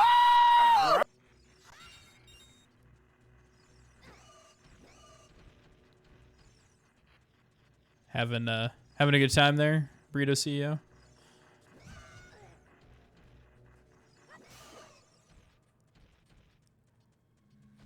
Have I played Baldur's Gate? Yes. I actually was talking about Baldur's Gate 3 earlier in the stream, and how I am not surprised that it became Game of the Year, but it's not my Game of the Year because I don't have one this year. I enjoyed it, and I like it for what it is.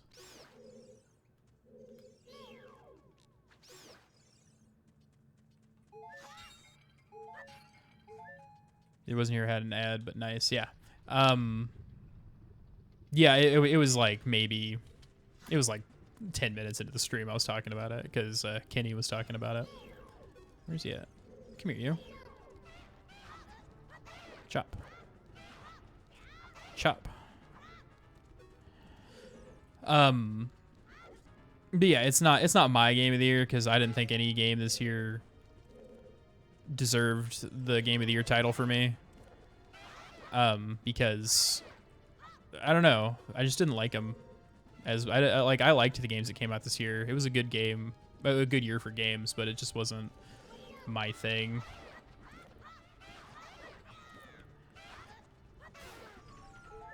Haven't finished it. Can't play it alone. Too many things to keep track of, and the people finished that before I got the game. That's fair. I also dislike playing it by myself.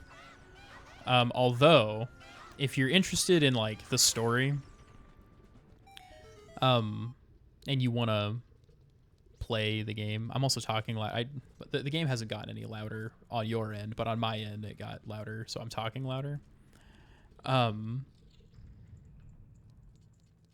was I saying? Oh yeah, so it's if you're interested in the story at all and like you want to like complete the game, then I would suggest downloading the service called WeMod, which is a service that just provides essentially just like cheat codes to PC games. And when I play Baldur's Gate by myself, I only play it with WeMod. My characters all have 30 in every stat, and I have infinite spell slots. And in the very first level, I go, or for that, like when you're on the Nautiloid in Hell, I go from 1 to level 12 and just max my level out because I can't be bothered to try to keep track of everything because there's so much shit in that game.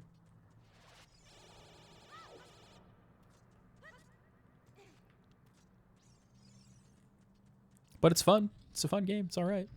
Give it a solid. I would give Baldur's Gate for me a solid 7 out of 10. Yeah, 7 out of 10.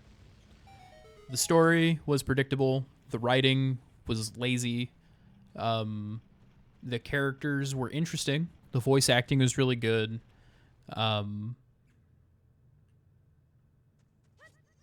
It's not the way I like to play Dungeons and Dragons. And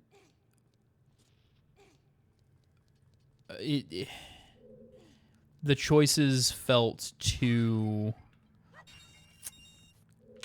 What's the word? The choices felt unimportant. Yeah. That's how I want to phrase that.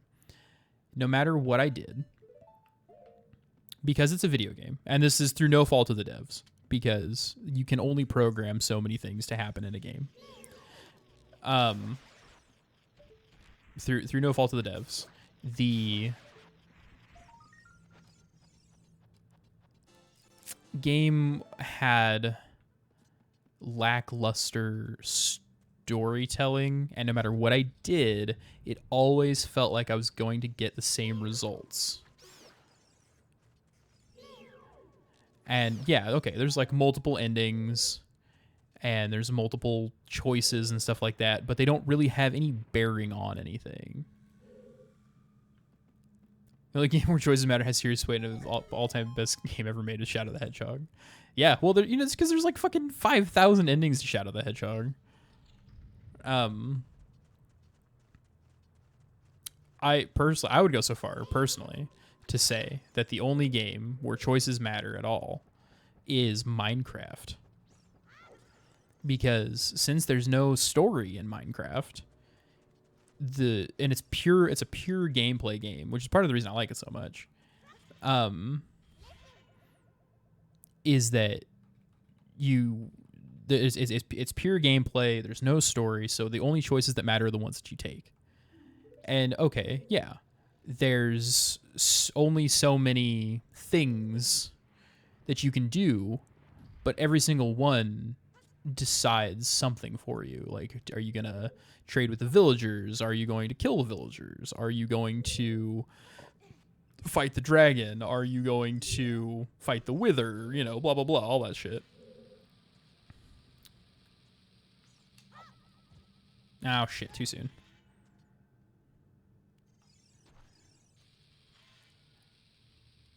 And then you get games that are sort of like a facsimile of that, like Stardew Valley.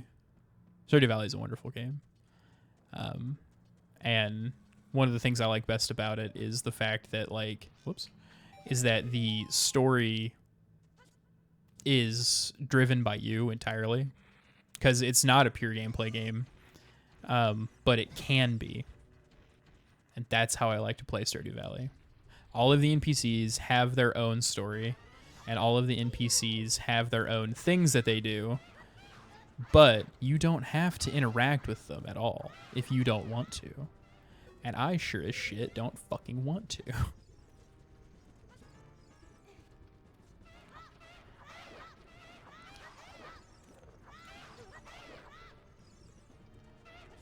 Whoops. Let me just go grab these guys right here.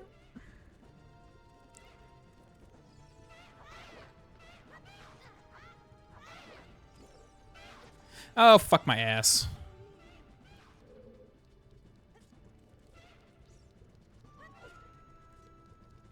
All right, I'll run back around.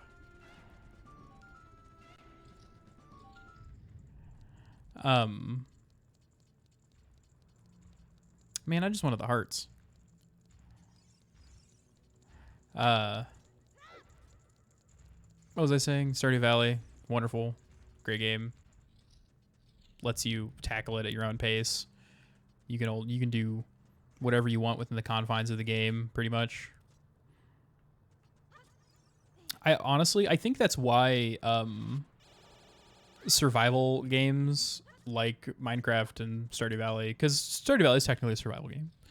You know, it's a survival crafting game by another name, and started the whole cozy genre of games.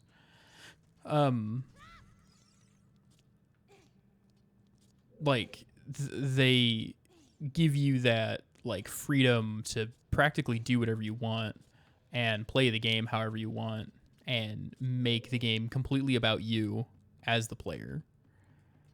And I really appreciate that. That's why I love The Sims. I would agree with you. The Sims isn't my kind of game, but I absolutely 300% understand why people like it so much.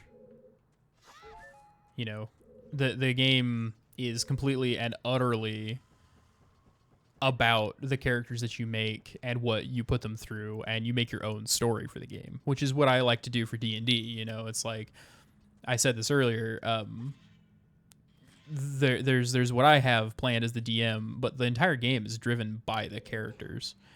It's like people are like, oh, well, where do we go? What do we do? And it's like, I don't know. What do you want to do? I have something planned for almost everything, just like EA making it a cash cow. I hear that a lot too. You know, and like that's one of the reasons people seem to have a hard time in my game, is that like I have like these rules that are like a box, right? And you can do whatever you want within the box, but the rules are there so that way we're not just playing pretend with dice. Because otherwise we're just going to be sitting there. It's like, oh, well, my character's a badass and my character can do this. And it's like, well, okay, sure, your character can do a lot of things, but there has to be like a limitation to stuff. Otherwise we're just doing math and playing pretend, and there's no game, because the rules are what make the game. And all of my rules are like in the name of like fairness and making the game interesting to people, as interesting as it can be, and trying to do improv and that kind of shit. And the rest of the game is just totally and completely driven by the players. I have things that happen outside of the realm of what the players are doing, but if they don't want to interact with it, it doesn't matter what's happening. Do I like tracking population growth over years? Yeah, it's fun. Do I like coming up with 10,000 years of lore nobody will ever read? Yeah. But the game is about the players. That's why there are no NPCs that circumvent what the party wants to do. If there are, like, the NPCs obviously have like their own motivations and stuff, right? Because I'm trying to make them feel like characters. But just because somebody's like, well, I want to do this, and you have to do what I say, you don't gotta fucking do that, man. You can, but you don't have to. It's like, I'm not railroading you. You're letting these characters railroad you. If I'm like, oh, well, this guy wants to do this thing, he's set on doing that, the NPC is probably going to do that, but that doesn't mean you have to do that. You can do literally whatever you want. I'm not going to force you to do anything other than follow these particular rules that I have, because that's what makes the game the game. But anyway, I digress. I have bombs now.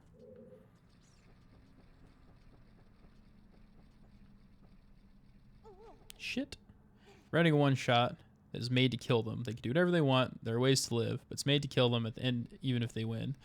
The way to live is a handful of different things they can do is solve along the way to the BBG. God damn it. What edition are you playing? I assume 5th. But you could be playing a different edition.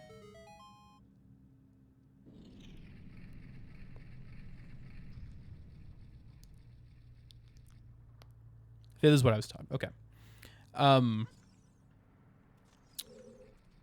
If you want some inspiration for a one-shot adventure designed to kill the party, go to DriveThruRPG and download a PDF of the Tomb of Horrors from 1st edition. The Tomb of Horrors, which I can never say without it just sounding like I'm saying Tomb of Horrors, which would be a completely different module. The Tomb of Horrors is a tournament module from the mid-80s. The Tomb of Horrors.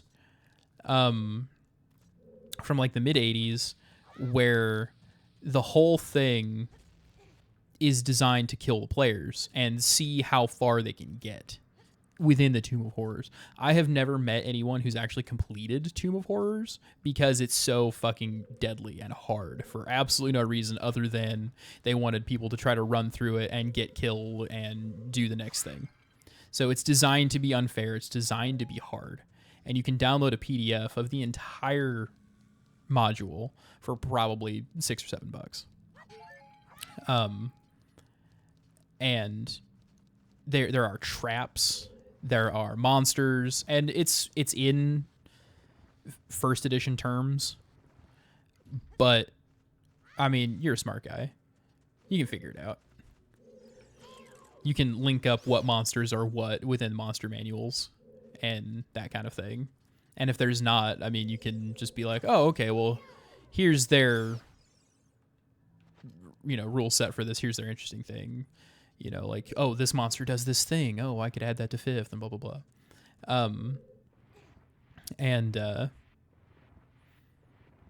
It is a hoot and a half of the horrible, horrible shit that happens in that.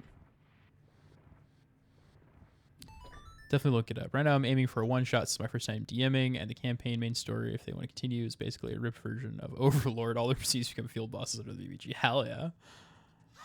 I've seen some pretty interesting anime crossovers with D&D, where people essentially do like the plot to an anime, or the people do something that's inspired by the plot to an anime or whatever. And some of them turn out really well. Some of them are really silly, but some of them turn out really well.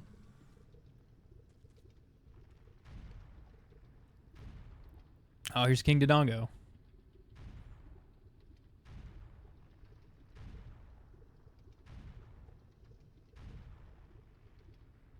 Purposely allow them to make really specific or OP characters for level 5 one-shots. Just have to paint a face in them later. I read an interesting idea for a one-shot one time where the PCs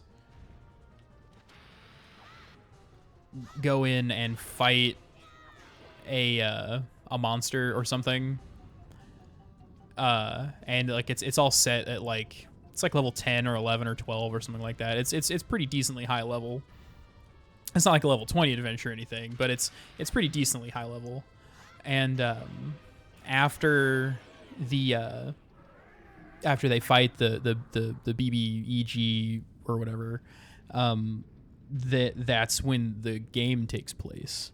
So whether they win or lose determines what path the world takes to go out, and then you can like develop all these lore for these heroes and these characters and stuff, which essentially kind of sounds like what you're doing. And then they can, you know, already have like, oh, well, I already know some of the legends of this world and blah, blah, blah. And I remember the story about the hero Bob Schmeagles, the rogue, who fought at the Battle of Schmippenap and, you know, was slain by the dragon Gimblong or whatever. And it just is a way to get your character, your players to interact with the world in a different way like that.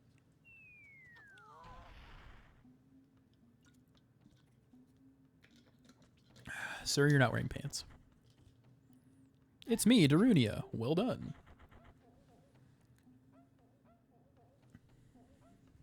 One of my players looking for his sister, named Victor's Secrets. His sister, the famed Victoria.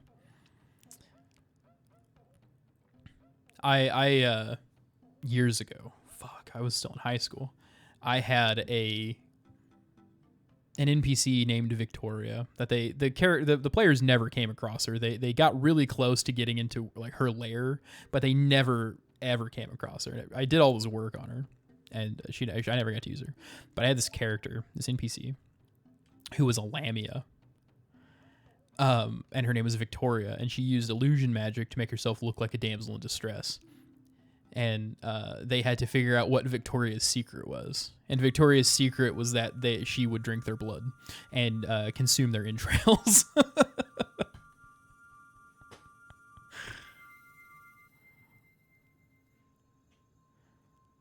It was pretty funny, I thought. I never got to use her, not even one time. I think if I look through my stuff, because I still have all of my D&D stuff from the time that I was 11, starting to DM.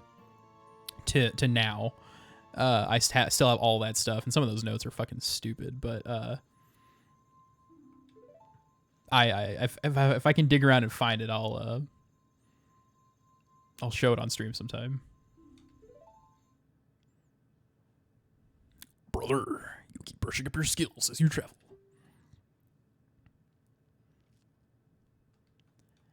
I will say one of the worst things that you can experience as a DM is when you're trying to like play the game and you're trying to like, you know, tell people what's going on. And then you have players that do nothing but incessantly argue with you over every little point. Even if it's something that doesn't necessarily have like a bearing on the game, they just got to argue about it. And you're like, dude, we're trying to play a game here, man.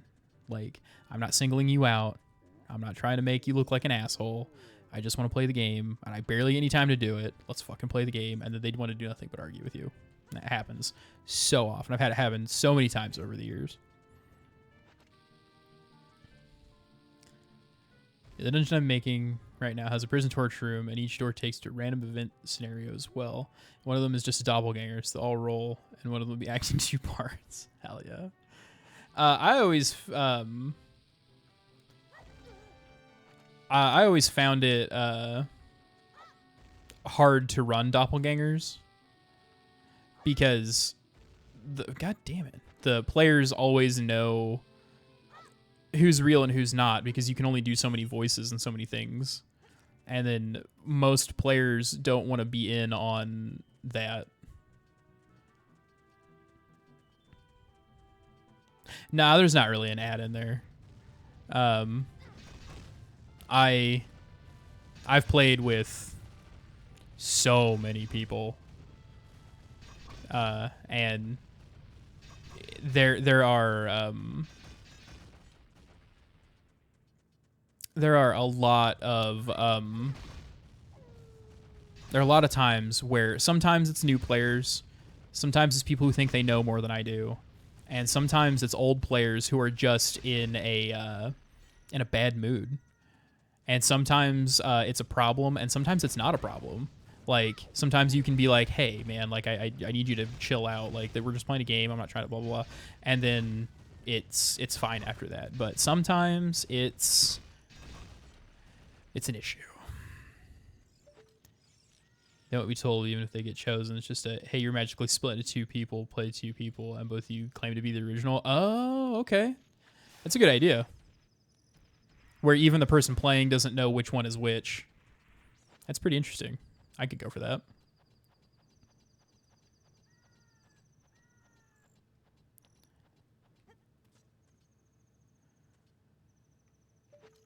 I really like Dungeons and Dragons, man. It's a lot of fun. I recently just bought a some PDFs of a bunch of the first edition books, all the ones that I use regularly, and a couple that I don't actually own physical copies of because I can't fucking find them anywhere.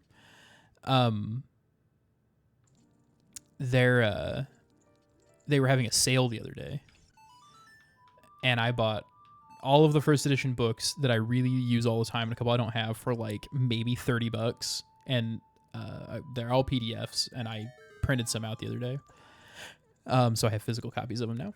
And they were having a sale maybe 3 weeks ago, two or 3 weeks ago, maybe last month. I can't remember. Time is weird. And I bought some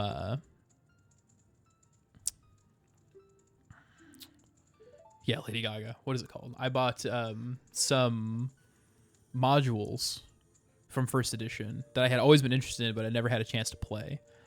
And they're Against the Giants, which are 3 separate modules, Into the Depths of the Earth, and in the lair, no, Vault of the Drow, and then Queen of the Demon Web Pits. And they're interesting because they all tie into each other. Because Against the Giants leads into the Depths of the Earth, and then Into the Depths of the Earth leads into the Vault of the Drow, and the Vault of the Drow leads into the Queen of the Demon Web Pits. And you can essentially play a character from the first module, which is in the steading of the Hill Giant Jarl or Hill Giant Chieftain or something like that, into the so it's in the steading of the Hill Giant Chieftain, then it's the Glacial Rift of the Frost Giant Jarl, then it's the Hall of the Fire Giant King, and then that you can play the same character through all 3 of those into the Depths of the Earth, into Vault of the Drow, into the Queen of the Demon Web Pits, and they are fascinating to read, and I'd really love to run them sometime. But I don't have anybody to play with currently. I mean, I do, but everybody that I play with is working weekends, and I'm working during the week now, so.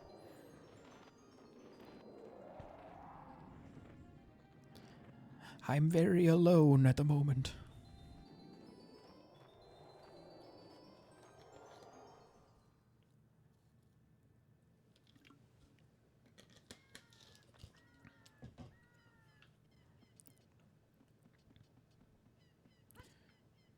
There we go.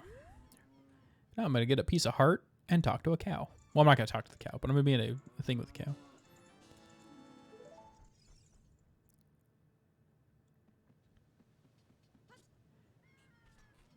All right. How many gold Skulltulas do I have? 8. Can I think of where 2 more are off the top of my head?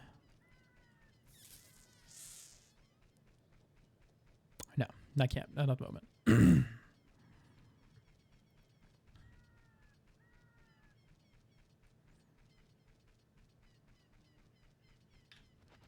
Yeah, man. D&D. It's a great game. Best game. Oh, so interestingly, I've been really into my tabletop hobby recently. I'm writing my own game right now. It's a roguelike card game where you pre-generate a dungeon and then go down levels, and the whole thing is supposed to the whole thing is designed to fit in your pocket. Like, you can literally get like a dice bag and put this game in it, and that's all you need. is like the pack of cards that come with it, and the and like some six-sided dice, and like that the whole thing. And so I'm doing that, and I'm also, last time I popped by stream, we were writing for another table game. How's it going? It's pretty good. That was actually the next thing I was gonna say. So my friend Dan Fox, who I've known since I was born, actually, he was friends with my Uncle Jonathan in high school, and my dad is the one who taught him how to play D&D and that kind of stuff. And it's really interesting, 20, almost 30 years later, where I used to, as a little kid, sit on his lap and roll dice while they were playing D&D, to be sitting at his home table helping him write rules for a new game. It's weird. So my friend Dan Fox wrote the game Zweihander. And it did pretty well. And it's they're threatening to give us swirlies, yeah. And Zweihander did pretty well. And they are getting ready to release like a second edition, which is just like a more refined version, since they're, as Dan has said, they're better writers now, and they have more experience writing this game and coming up with these ideas and making things more succinct and easier to use and blah, blah, blah. And they need writers to help them write monsters and short adventures for those monsters for a monster manual that they're coming out with for the second one. For the second edition Zweihander, and I'm currently writing monsters for that. The adventure that I just wrote involves the Chupacabra, because I love cryptids desperately. I love cryptids, and the next one I'm writing involves a monster from Orcadian mythology.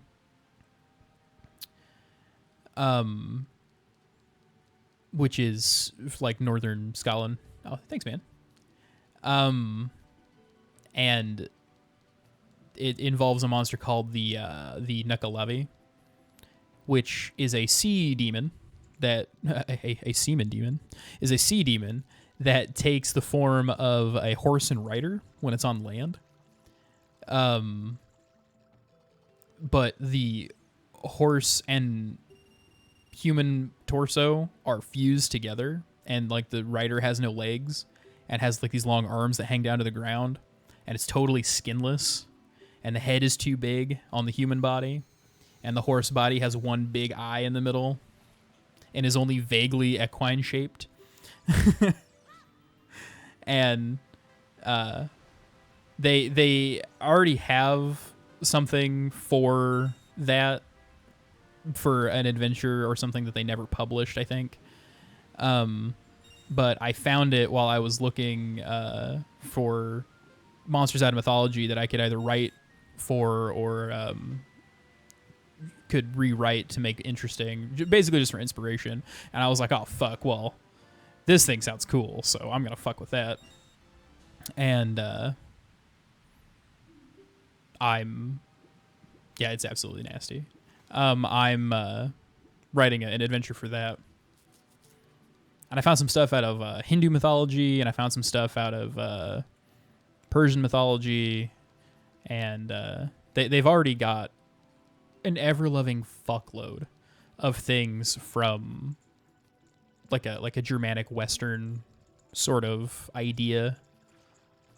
And so I'm trying to stay away from most of that, other than the Nukkalavi, obviously. But I'm just kind of playing with it. Yeah, Appalachian folklore. There's all kinds of weird shit. I was thinking about doing a Lovecraftian folklore type thing.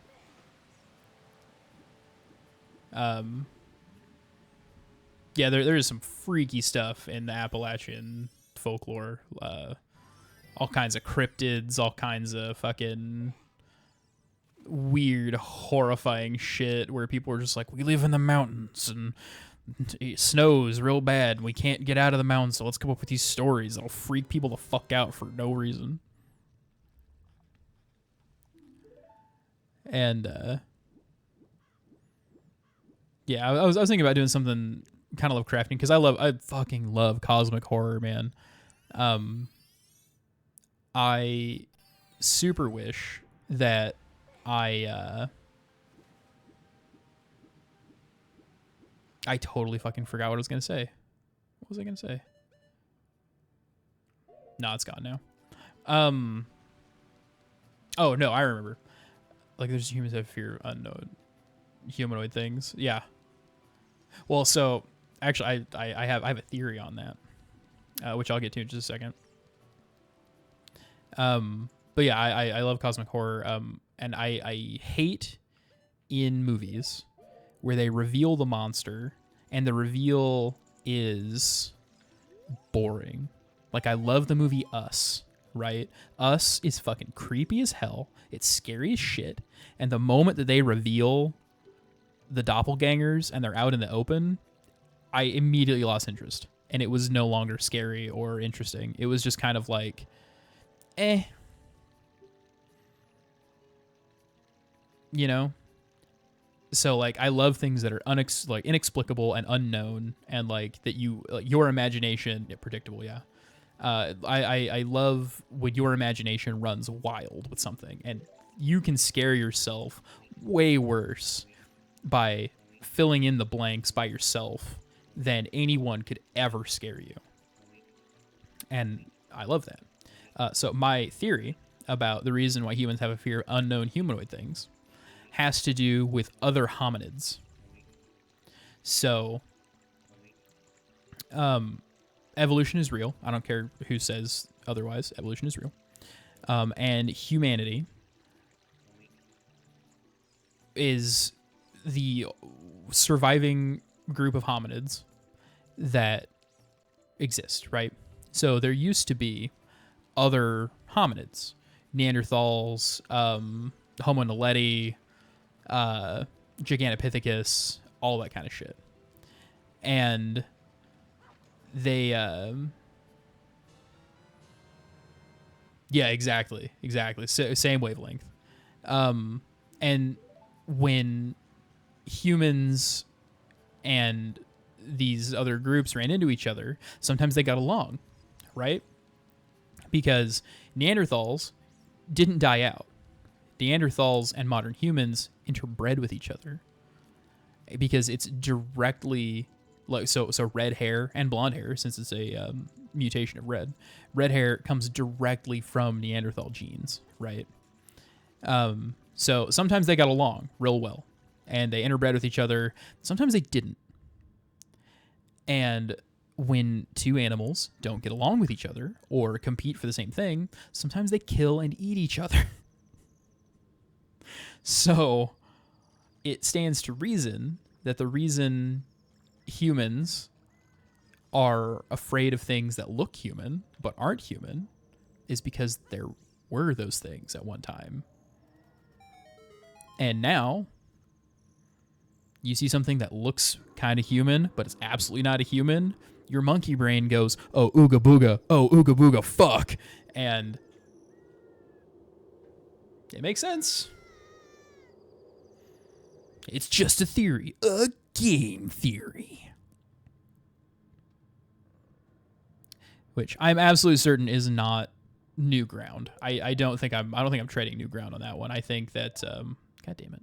I think that Oogie Boogie the fuck out of here. I think that a lot of anthropologists and a lot of biologists would have a similar, or would be able to tell you a similar thing on that. But that's just my personal. Oh, okay. Oh, I have it on Switch, not hold. Ugh, I'll have to change that.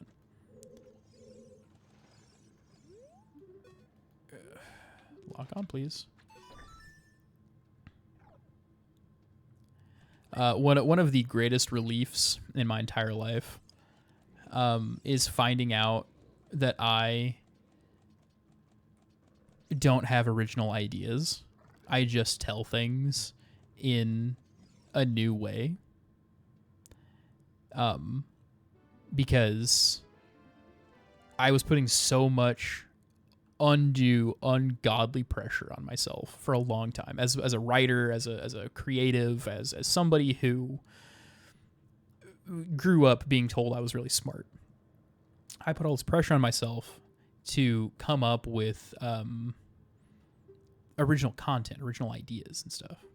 Well, as I got older, I realized that a lot of my ideas for things had already been come up with. So somebody had already thought of that. Because humanity's been around for fucking forever, man.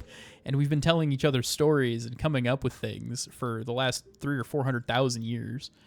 And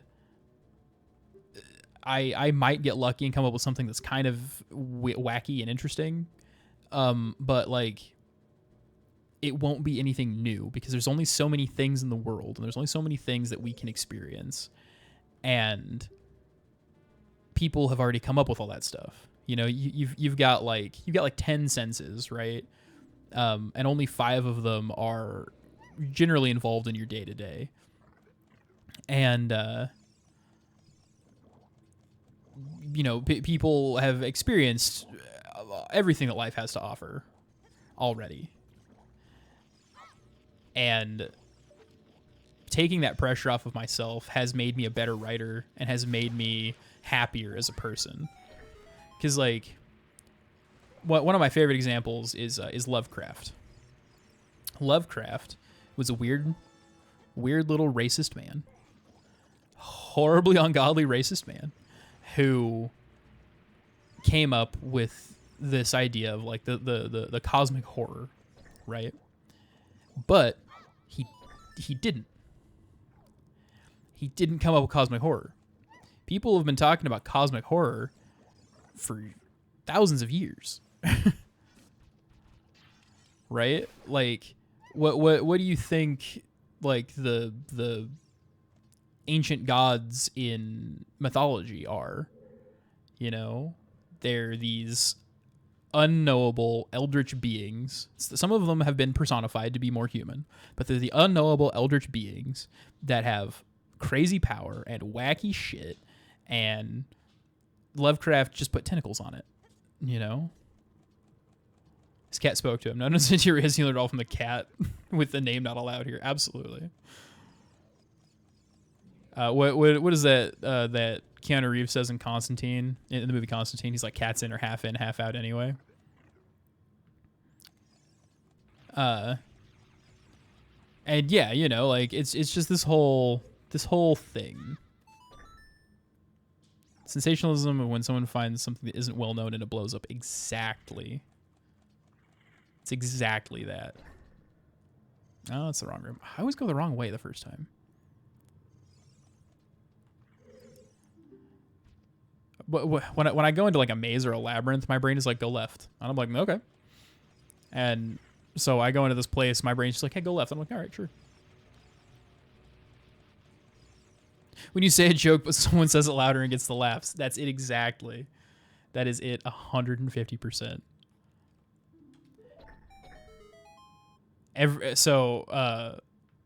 I hate when that happens to me. But every time that happens to someone else and like I'm involved and like I'm the one who gets the credit for that joke, I'm always like, no, this guy said it.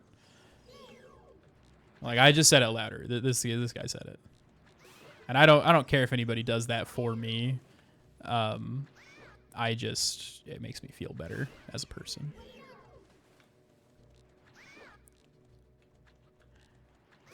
And like, okay, I love Tolkien, right? John Rolkin, Rolkin Tolkien. I love Tolkien. He is one of my favorite writers. Just the way that he writes or wrote, the way that he wrote and his putting things together and his use of language and his depth of history in the Lord of the Rings. Oh, okay, I can get it. Is great, and I really enjoy it. But even Tolkien isn't original, because Tolkien took all of his ideas from mythology.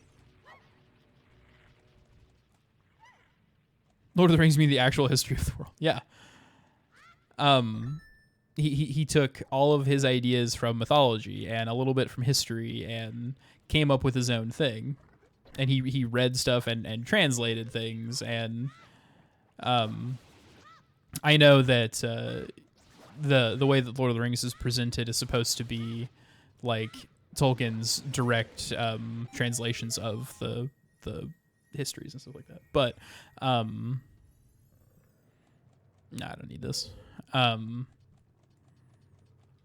Like my man's was a beautiful autist who loved language and loved yeah, I know the red slimy thing is gone. Come on, Nabby, get the fuck out of my way. He loved history and he loved mythology and was just like, you know what? I'm gonna write a book about that.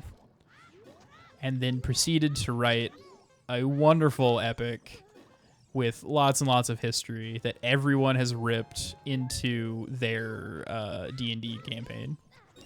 And his whole thing was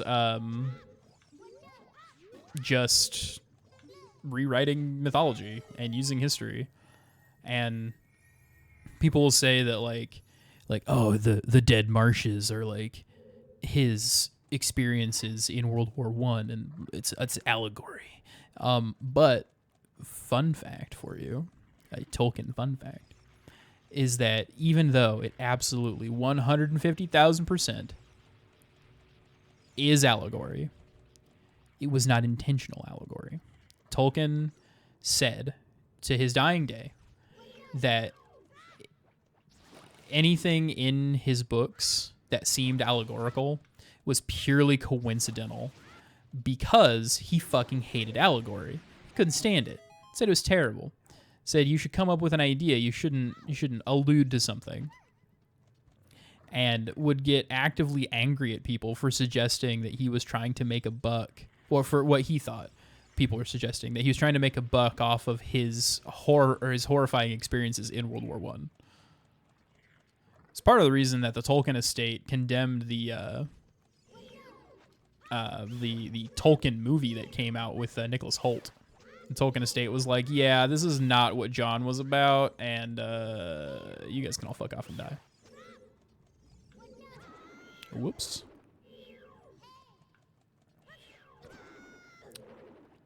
Bruh.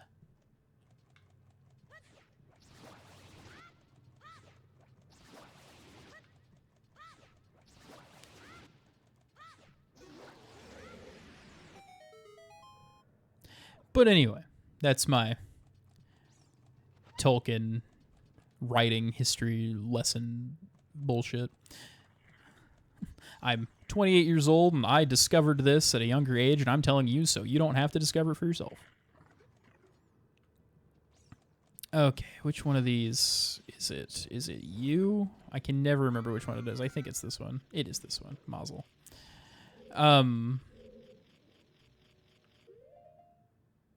But yeah, man, like, writing is such a hard and personal thing, and you should do it because you want to, and you should do it because you have an interest in it, not because you think that you should try to make a buck off of it.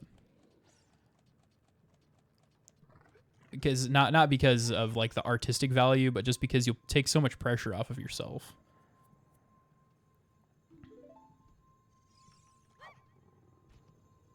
Do things for fun.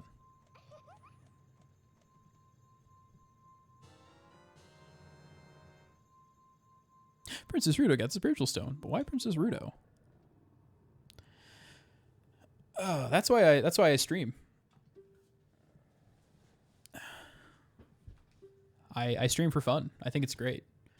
I'm sitting in my home in relative comfort. I got to pee a little bit, but I'll take a break here in a second, go pee. Yeah, I'm sitting in the comfort of my own home, playing a game that I love. That is the first video game I ever owned and the one that I played through the most. And my older sister is get a bottle like a pro. My older sister is in the chat, and we're playing games like we used to when we were kids. And I like that. That's fun. You know, I'm talking to new people, new friends, sharing my experiences, talking about things that are important to me, and learning what kind of things are important to other people. I fucking missed again. Learning what kind of things are important to other people and learning about their likes and dislikes. And I think that's just wild and cool and really interesting. Oh, come on. Little closer. Little closer. Oh my god, I'm going to shit my pants. I'm talking about shitting.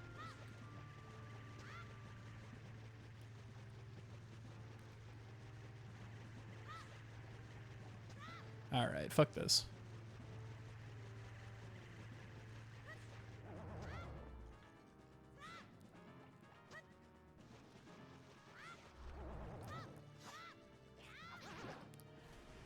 And it's just fun, man. It's cool.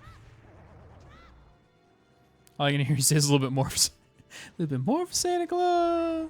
A little bit more for Santa Claus. A little bit more for Santa Claus. Man, we listened to so much Cheech and Chong when we were kids. And it's such a, like, it's so weird because by the time that you and I were listening to comedy records and stuff like that, Cheech and Chong were fucking years out of date. And were not relevant anymore. Because, like, sure, Cheech Marin has had a pretty successful career, and Tommy Chong still does stuff, but they aren't, like, culturally as relevant anymore, and haven't been for a while. And the fact that we grew up with that is super interesting, and absolutely is because our parents are strange and neurotic people.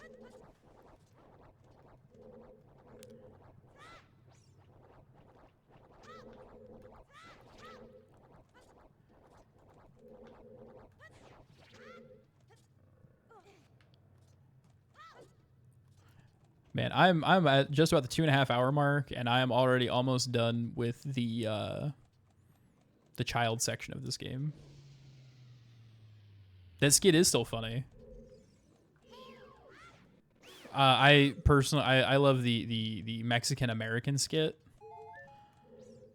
and my favorite part of that is when Cheech Marin is like, Mexican Americans will go to night school and take Spanish and get a B. Because, like, God, that just, it gets me, right? Because not only is it like, oh, well, you know Spanish, you should pass Spanish, but it just shows that, like, when people who, like, speak English take English class, and they are like, oh, you failed English, you speak English, how did you fail? It's like, well, you speak Spanish, how did you fail Spanish class? And it's such an interesting universal thing. It's like, I speak it. That doesn't mean I know everything about it. Fuck. I speak street English, yeah. There's proper English, and then there's street English. Just like there's proper Spanish, and then there's street Spanish. I love language and, like, the use of language and how things change over time like that. And how you've got, like, the right way to speak and the right way to write, and people just change stuff.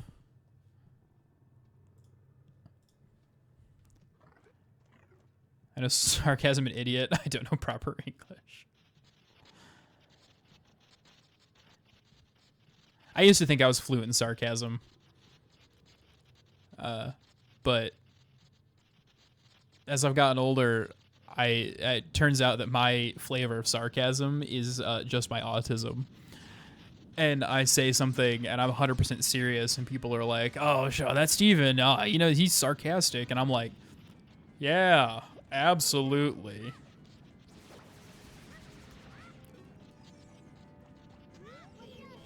Whoops.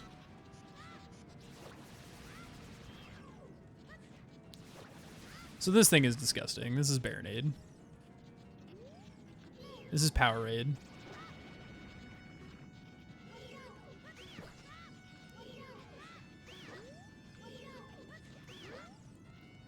Yipe.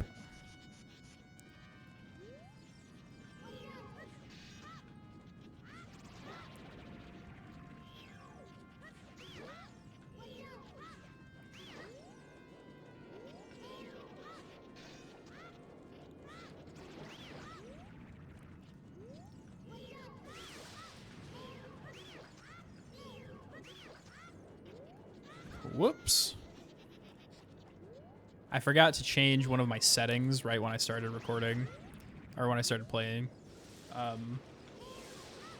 because I don't record my streams. I just immediately export them to YouTube at youtube.com/@drvolcano, Dr_Volcano, and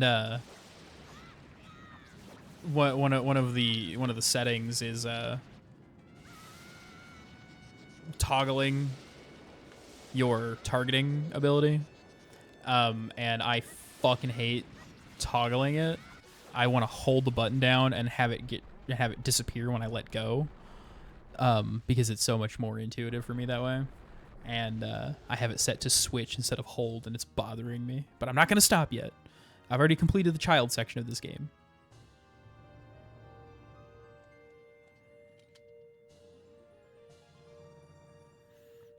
Got a heart container. Maximum life energy is increased by 1 heart, and your life energy will be totally refilled.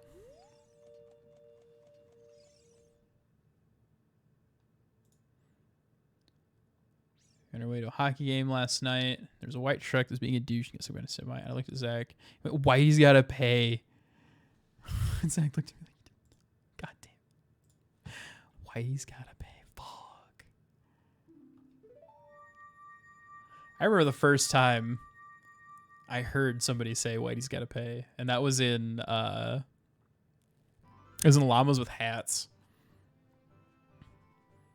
And it was just like, why are all these baby hands, like these are baby hands, why are they all white? And he's like, oh, you know, Whitey's gotta pay.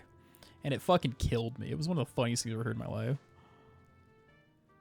Oh, I'm getting mad fish eyes from the fish lady.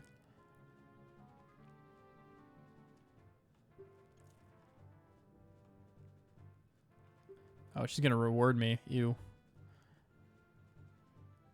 I want that spiritual stone. You mean the spiritual stone of water, Star Sapphire, don't you?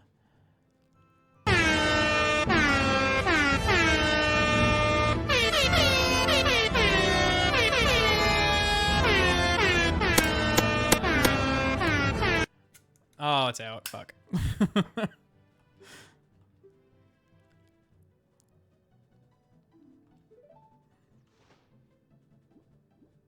Stuck in 5 ads. Ugh.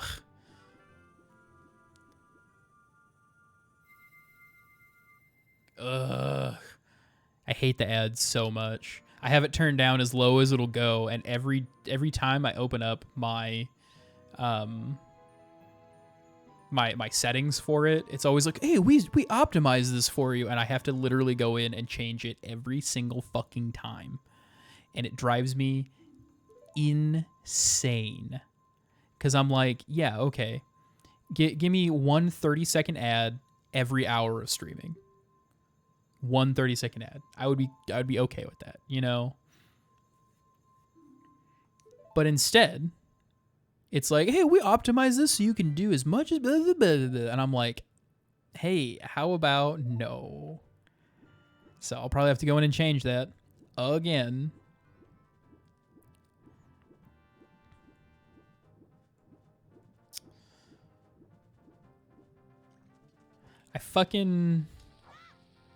I hate advertisements. I hate them. I don't give a shit about your product. Like, I get that people need to know about products to be able to know about them, to buy them and know what they do. I get that. It's fine. I understand. I understand that. But the fact that they're trying to have these like predatory ads that are like, oh, well, we can basically say whatever we want in this ad, and you are going to buy this probably because we think it's really great and we lied about what it does. I fucking hate that, man. Like, tell me what it does. I'll decide for myself whether or not it's good. Don't be like, and like, there's a whole like the competition thing and like products that all do the same thing, and I'm just like, oh my God. And I'm obviously, like everyone else, I'm not immune to propaganda. But I feel like the 3 ads for the Avatar game, lame. Fuck the Avatar game. Listen, Twitch, let's get Wendy's in here. All the ads would be relevant. Get a big paycheck. Dude, I wish. I would sell out for Wendy's, as I've said many times. I'll dye my hair red. I'll grow my hair out and put braids in. And I'll be like, buy the triple thick burger or whatever it's called. Or the Carl's combo. No, fuck. What is it called? Dave's combo. That's what it is. Carl's is Carl's Jr. and Hardee's. Dude, it blew my mind when I found out that in most places Hardee's is called Carl's Jr. Because I was like, but it's called Hardee's. And they're like, yeah, but around here it's called Carl's Jr. And it's like, but why is it not just called Hardee's? Fuck, dude. Speaking of Wendy's and fast food, have you guys ever had Bojangles?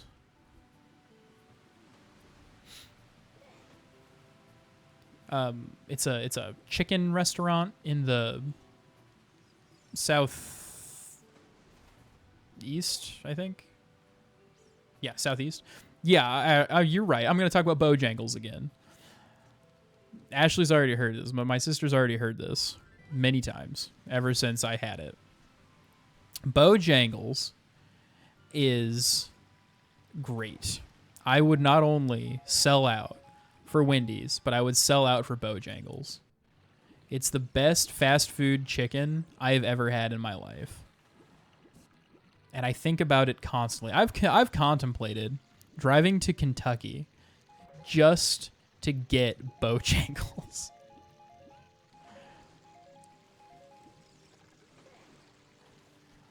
It's just so good, man. And like it comes with fries and a drink and just I want Bojangles real bad. All the time. And it's not around here. It's only in the southeast.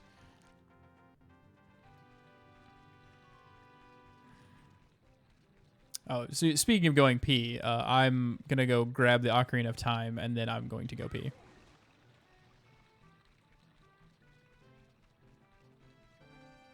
I think 2.5 hours is not bad for how far I am. Oh, that little thing up in the top left corner, that looks like one of the entrances to a dungeon, but it looks like it's like an asset that's been fucked up and taken off the my map. Because when I was in the Goron area down in the bottom right, like the entrance to the dungeon had like the little like schmoop thing that's up in the top left corner, and it must just be like a fucked up asset.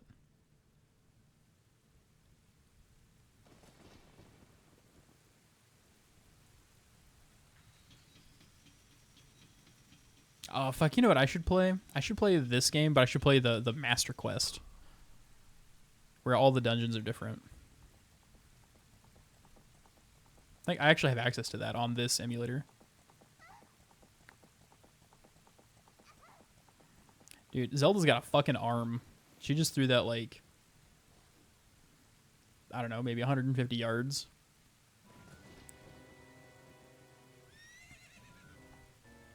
It's Ganondorf and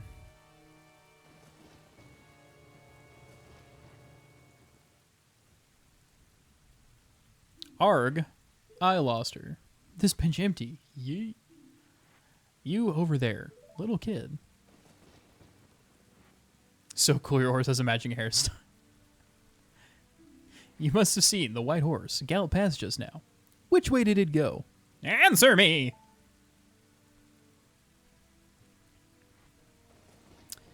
There's a game called XCOM Enemy Within, where you play this. Dude, see, Link fucking stays strapped, bro. There's a game called XCOM Enemy Within where you play like a commander of like a secret military branch, and you're trying to fight this alien invasion.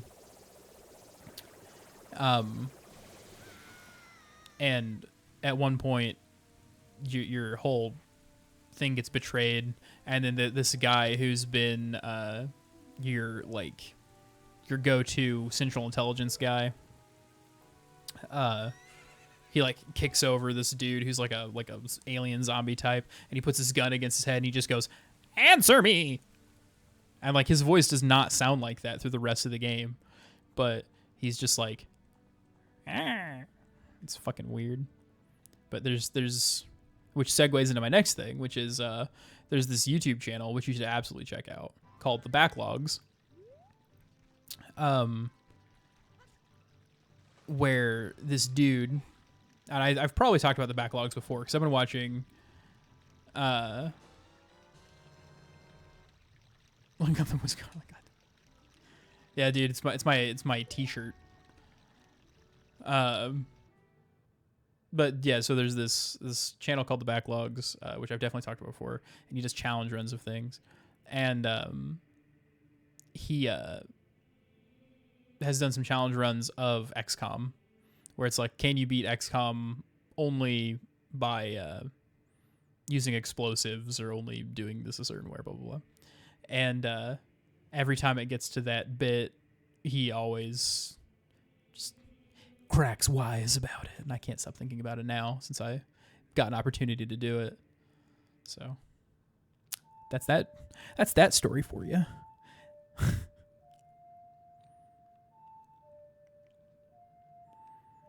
This song opens the door of time.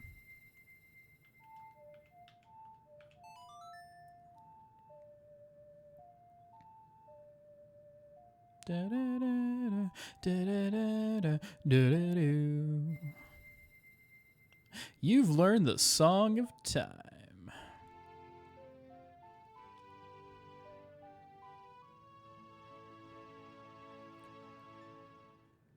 As I blast my eyes out with a white screen, I'm like,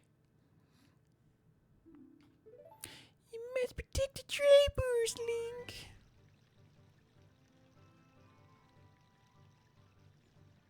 Yeah, all right. Okay, I am going to go pee. I am going to be right back.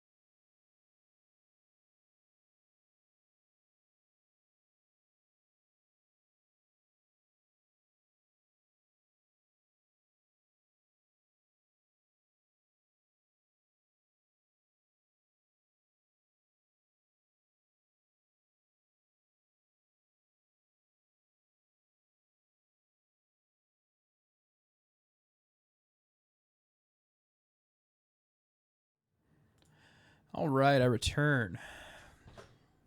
My capture didn't want to pick up my game. There we go. Oh, man. My back teeth were floating. Drinking too much tea.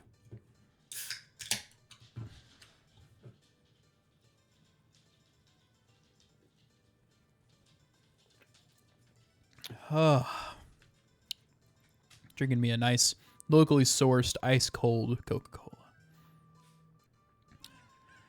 My Coca-Cola IPA or whatever.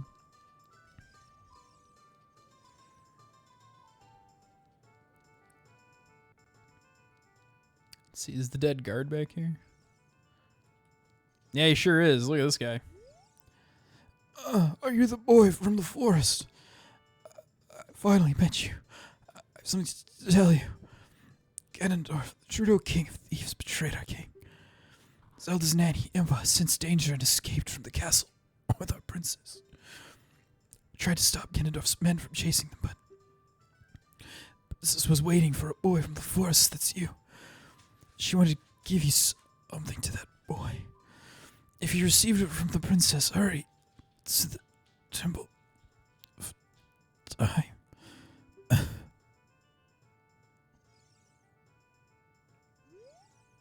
He's not moving anymore. And Link's just like, I watched a man die just now.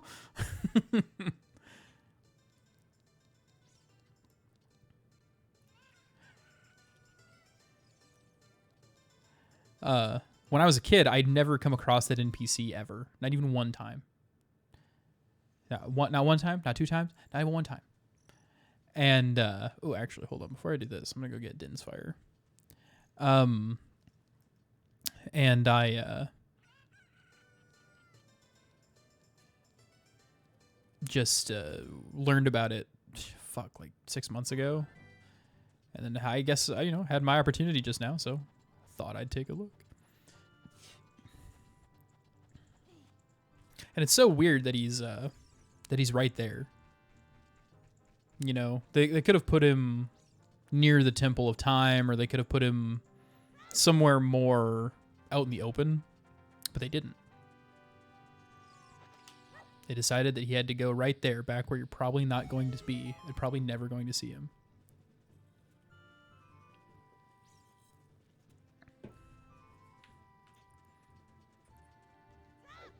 Let me in the hole. Let me in your hole.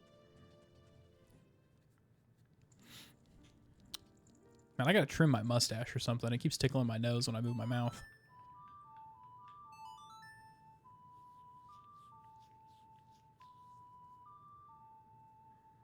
Comes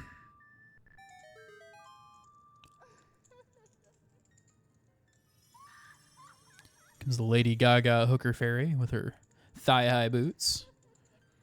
There's nothing wrong with her being a hooker fairy, but she just is one. Dinner first.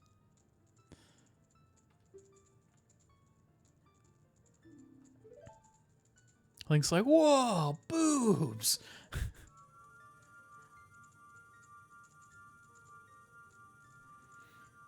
Man, you should see the Great Fairy in Twilight Princess.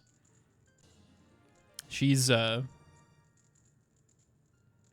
totally naked and only has her hair covering her nipples. It was a strange design choice for a children's game, but that also shows the cultural differences between Japan and the United States. Like, they have a different idea of like what is like sexually okay and like what's not sexually okay, and like what people can and can't see at what ages and that kind of stuff.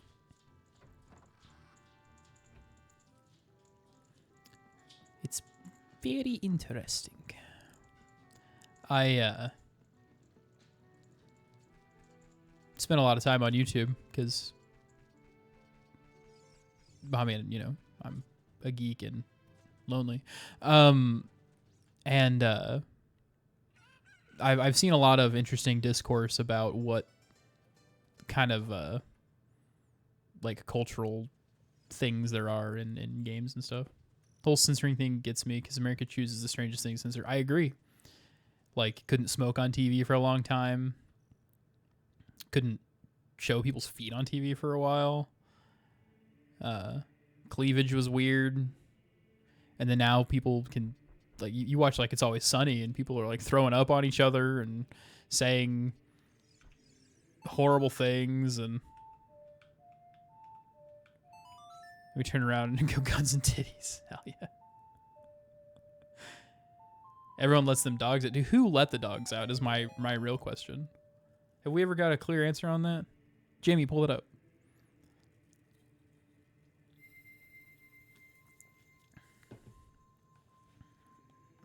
Oh, Christ. I really like the 3D sprites for the spiritual stones. I think they look neat. Very polygonal, but they're cool. But yeah, it's super weird what people think is okay and what people don't think is okay, and what amount of censorship people allow and don't allow in various things. And people got weird ideas, man. Weird ideas about weird things.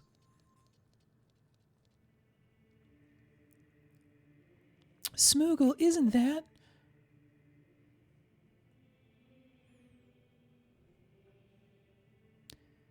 And she like goes down, she's like, whoa, and she like gets a little too close to it and then like accidentally touches the edge and it just cuts her in half. It's a legendary blade. The Master Sword. It looks cool as shit. Alright, I'm gonna turn the game volume up for this because I love this part. It gets me every time.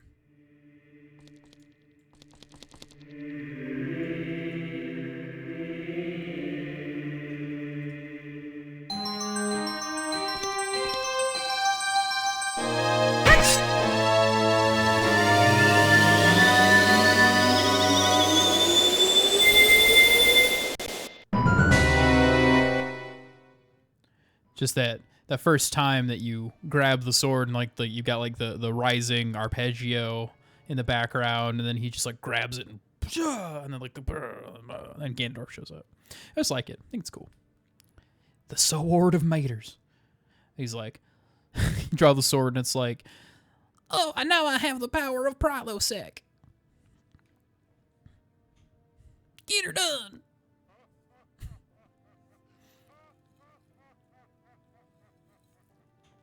Oh, word. Thanks, man. Thanks, Ganondorf. Smoogle. Wake up, Smoogle.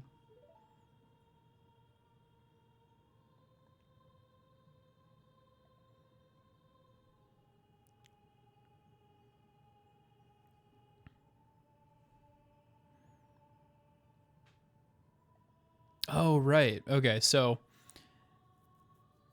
I don't know if either of you have played Tears of the Kingdom. But in Tears of the Kingdom, the newest Zelda game, you run into a goat man named Rauru.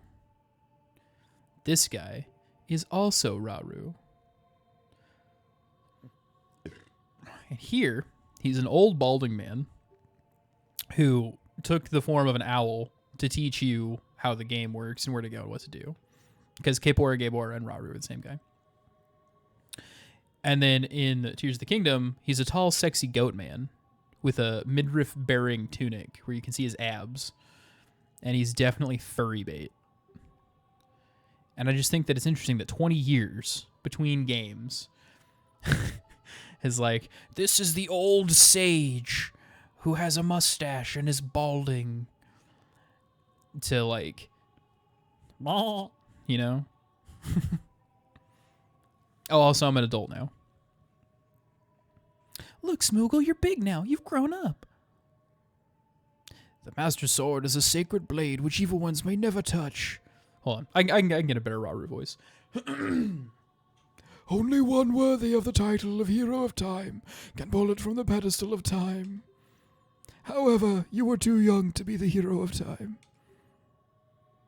The goat sound got you. You're welcome. The developer knew what they wanted and fuck everyone else. Thanks, Voldemort. Therefore, your spirit was sealed for 7 years. And now that you are old enough, the time has come for you to awaken as the hero of time. Well, do you understand your destiny? My dick is huge. But remember, though you opened the door of time in the name of peace, Ganondorf, the Gerudo King of Thieves, used it to enter this forbidden sacred realm. He obtained the Triforky from the Temple of Light, and with its power he became the King of Evil. Could you go back and pronounce that again? What? His evil power radiated from the temples of Hyrule, and in 7 short years it transformed Hyrule to a world of monsters. My power now only has little influence, even in this sacred realm. You're talking weird, man. Has language changed that much in stuff? Namely, this Kahamba of Sagi's. But there is still hope. Then he pulls out the vodka. I think you mean the Triforce. The Triforce.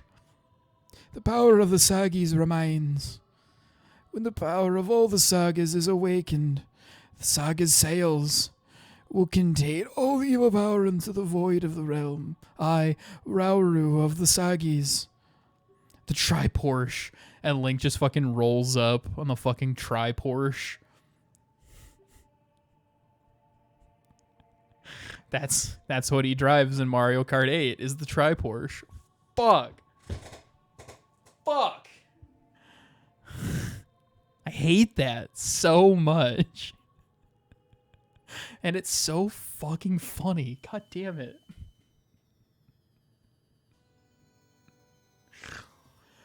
Wow. See, the goat sound got you, but the Tri-Porsche got me. I have received God. I have got God. You received the Light Medallion. Rauru the Sage adds power to yours. The Tokyo Drift theme starts playing, but it's on an ocarina, so it's like boop, boop, boop, boop, boop, boop, boop. Find the other sages and save Hyrule. Blessed be, my dude.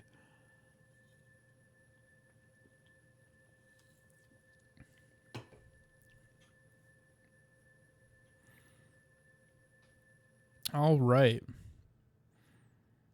I think right about here is where I'm going to call it for today. Thank you for joining me. I appreciate it. It was fun to talk and hang out, and we talked about a wide range of subjects today, and I really appreciate that. I'm going to be streaming Saturdays and Sundays now. I want to stream on Friday nights when I get home from work, but I share this office with my dad, and I don't want to be in his way while he's trying to relax on his last day off because he works Friday, Saturday, Sunday. Or technically it's not his last day off, but whatever. I don't want to bother my dad on Fridays. But I am going to be streaming Saturdays and Sundays in the mornings to the afternoon. Anywhere from probably like 3 hours like now to like maybe 5 hours at most. So this is going to go up on YouTube right after this. So, if you're interested in listening to me blather on again, there's that. If you're in the chat and you haven't followed, consider following. Don't ever dare subscribe because it's super stupid that people would be supporting streamers when these billion-dollar companies could support me if they just gave me any amount of money. So consider following. Follow me on YouTube, youtube.com/@Dr_volcano. And as soon as this cutscene's over, I'll go ahead and call it. And I'm glad that you're enjoying them, Ren. I'm enjoying them. I really just like playing games and hanging out. So you all have a wonderful rest of your day. I will see you next week. Actually, I'll probably talk to you before then. And you will have a lovely rest of your day. Thank you.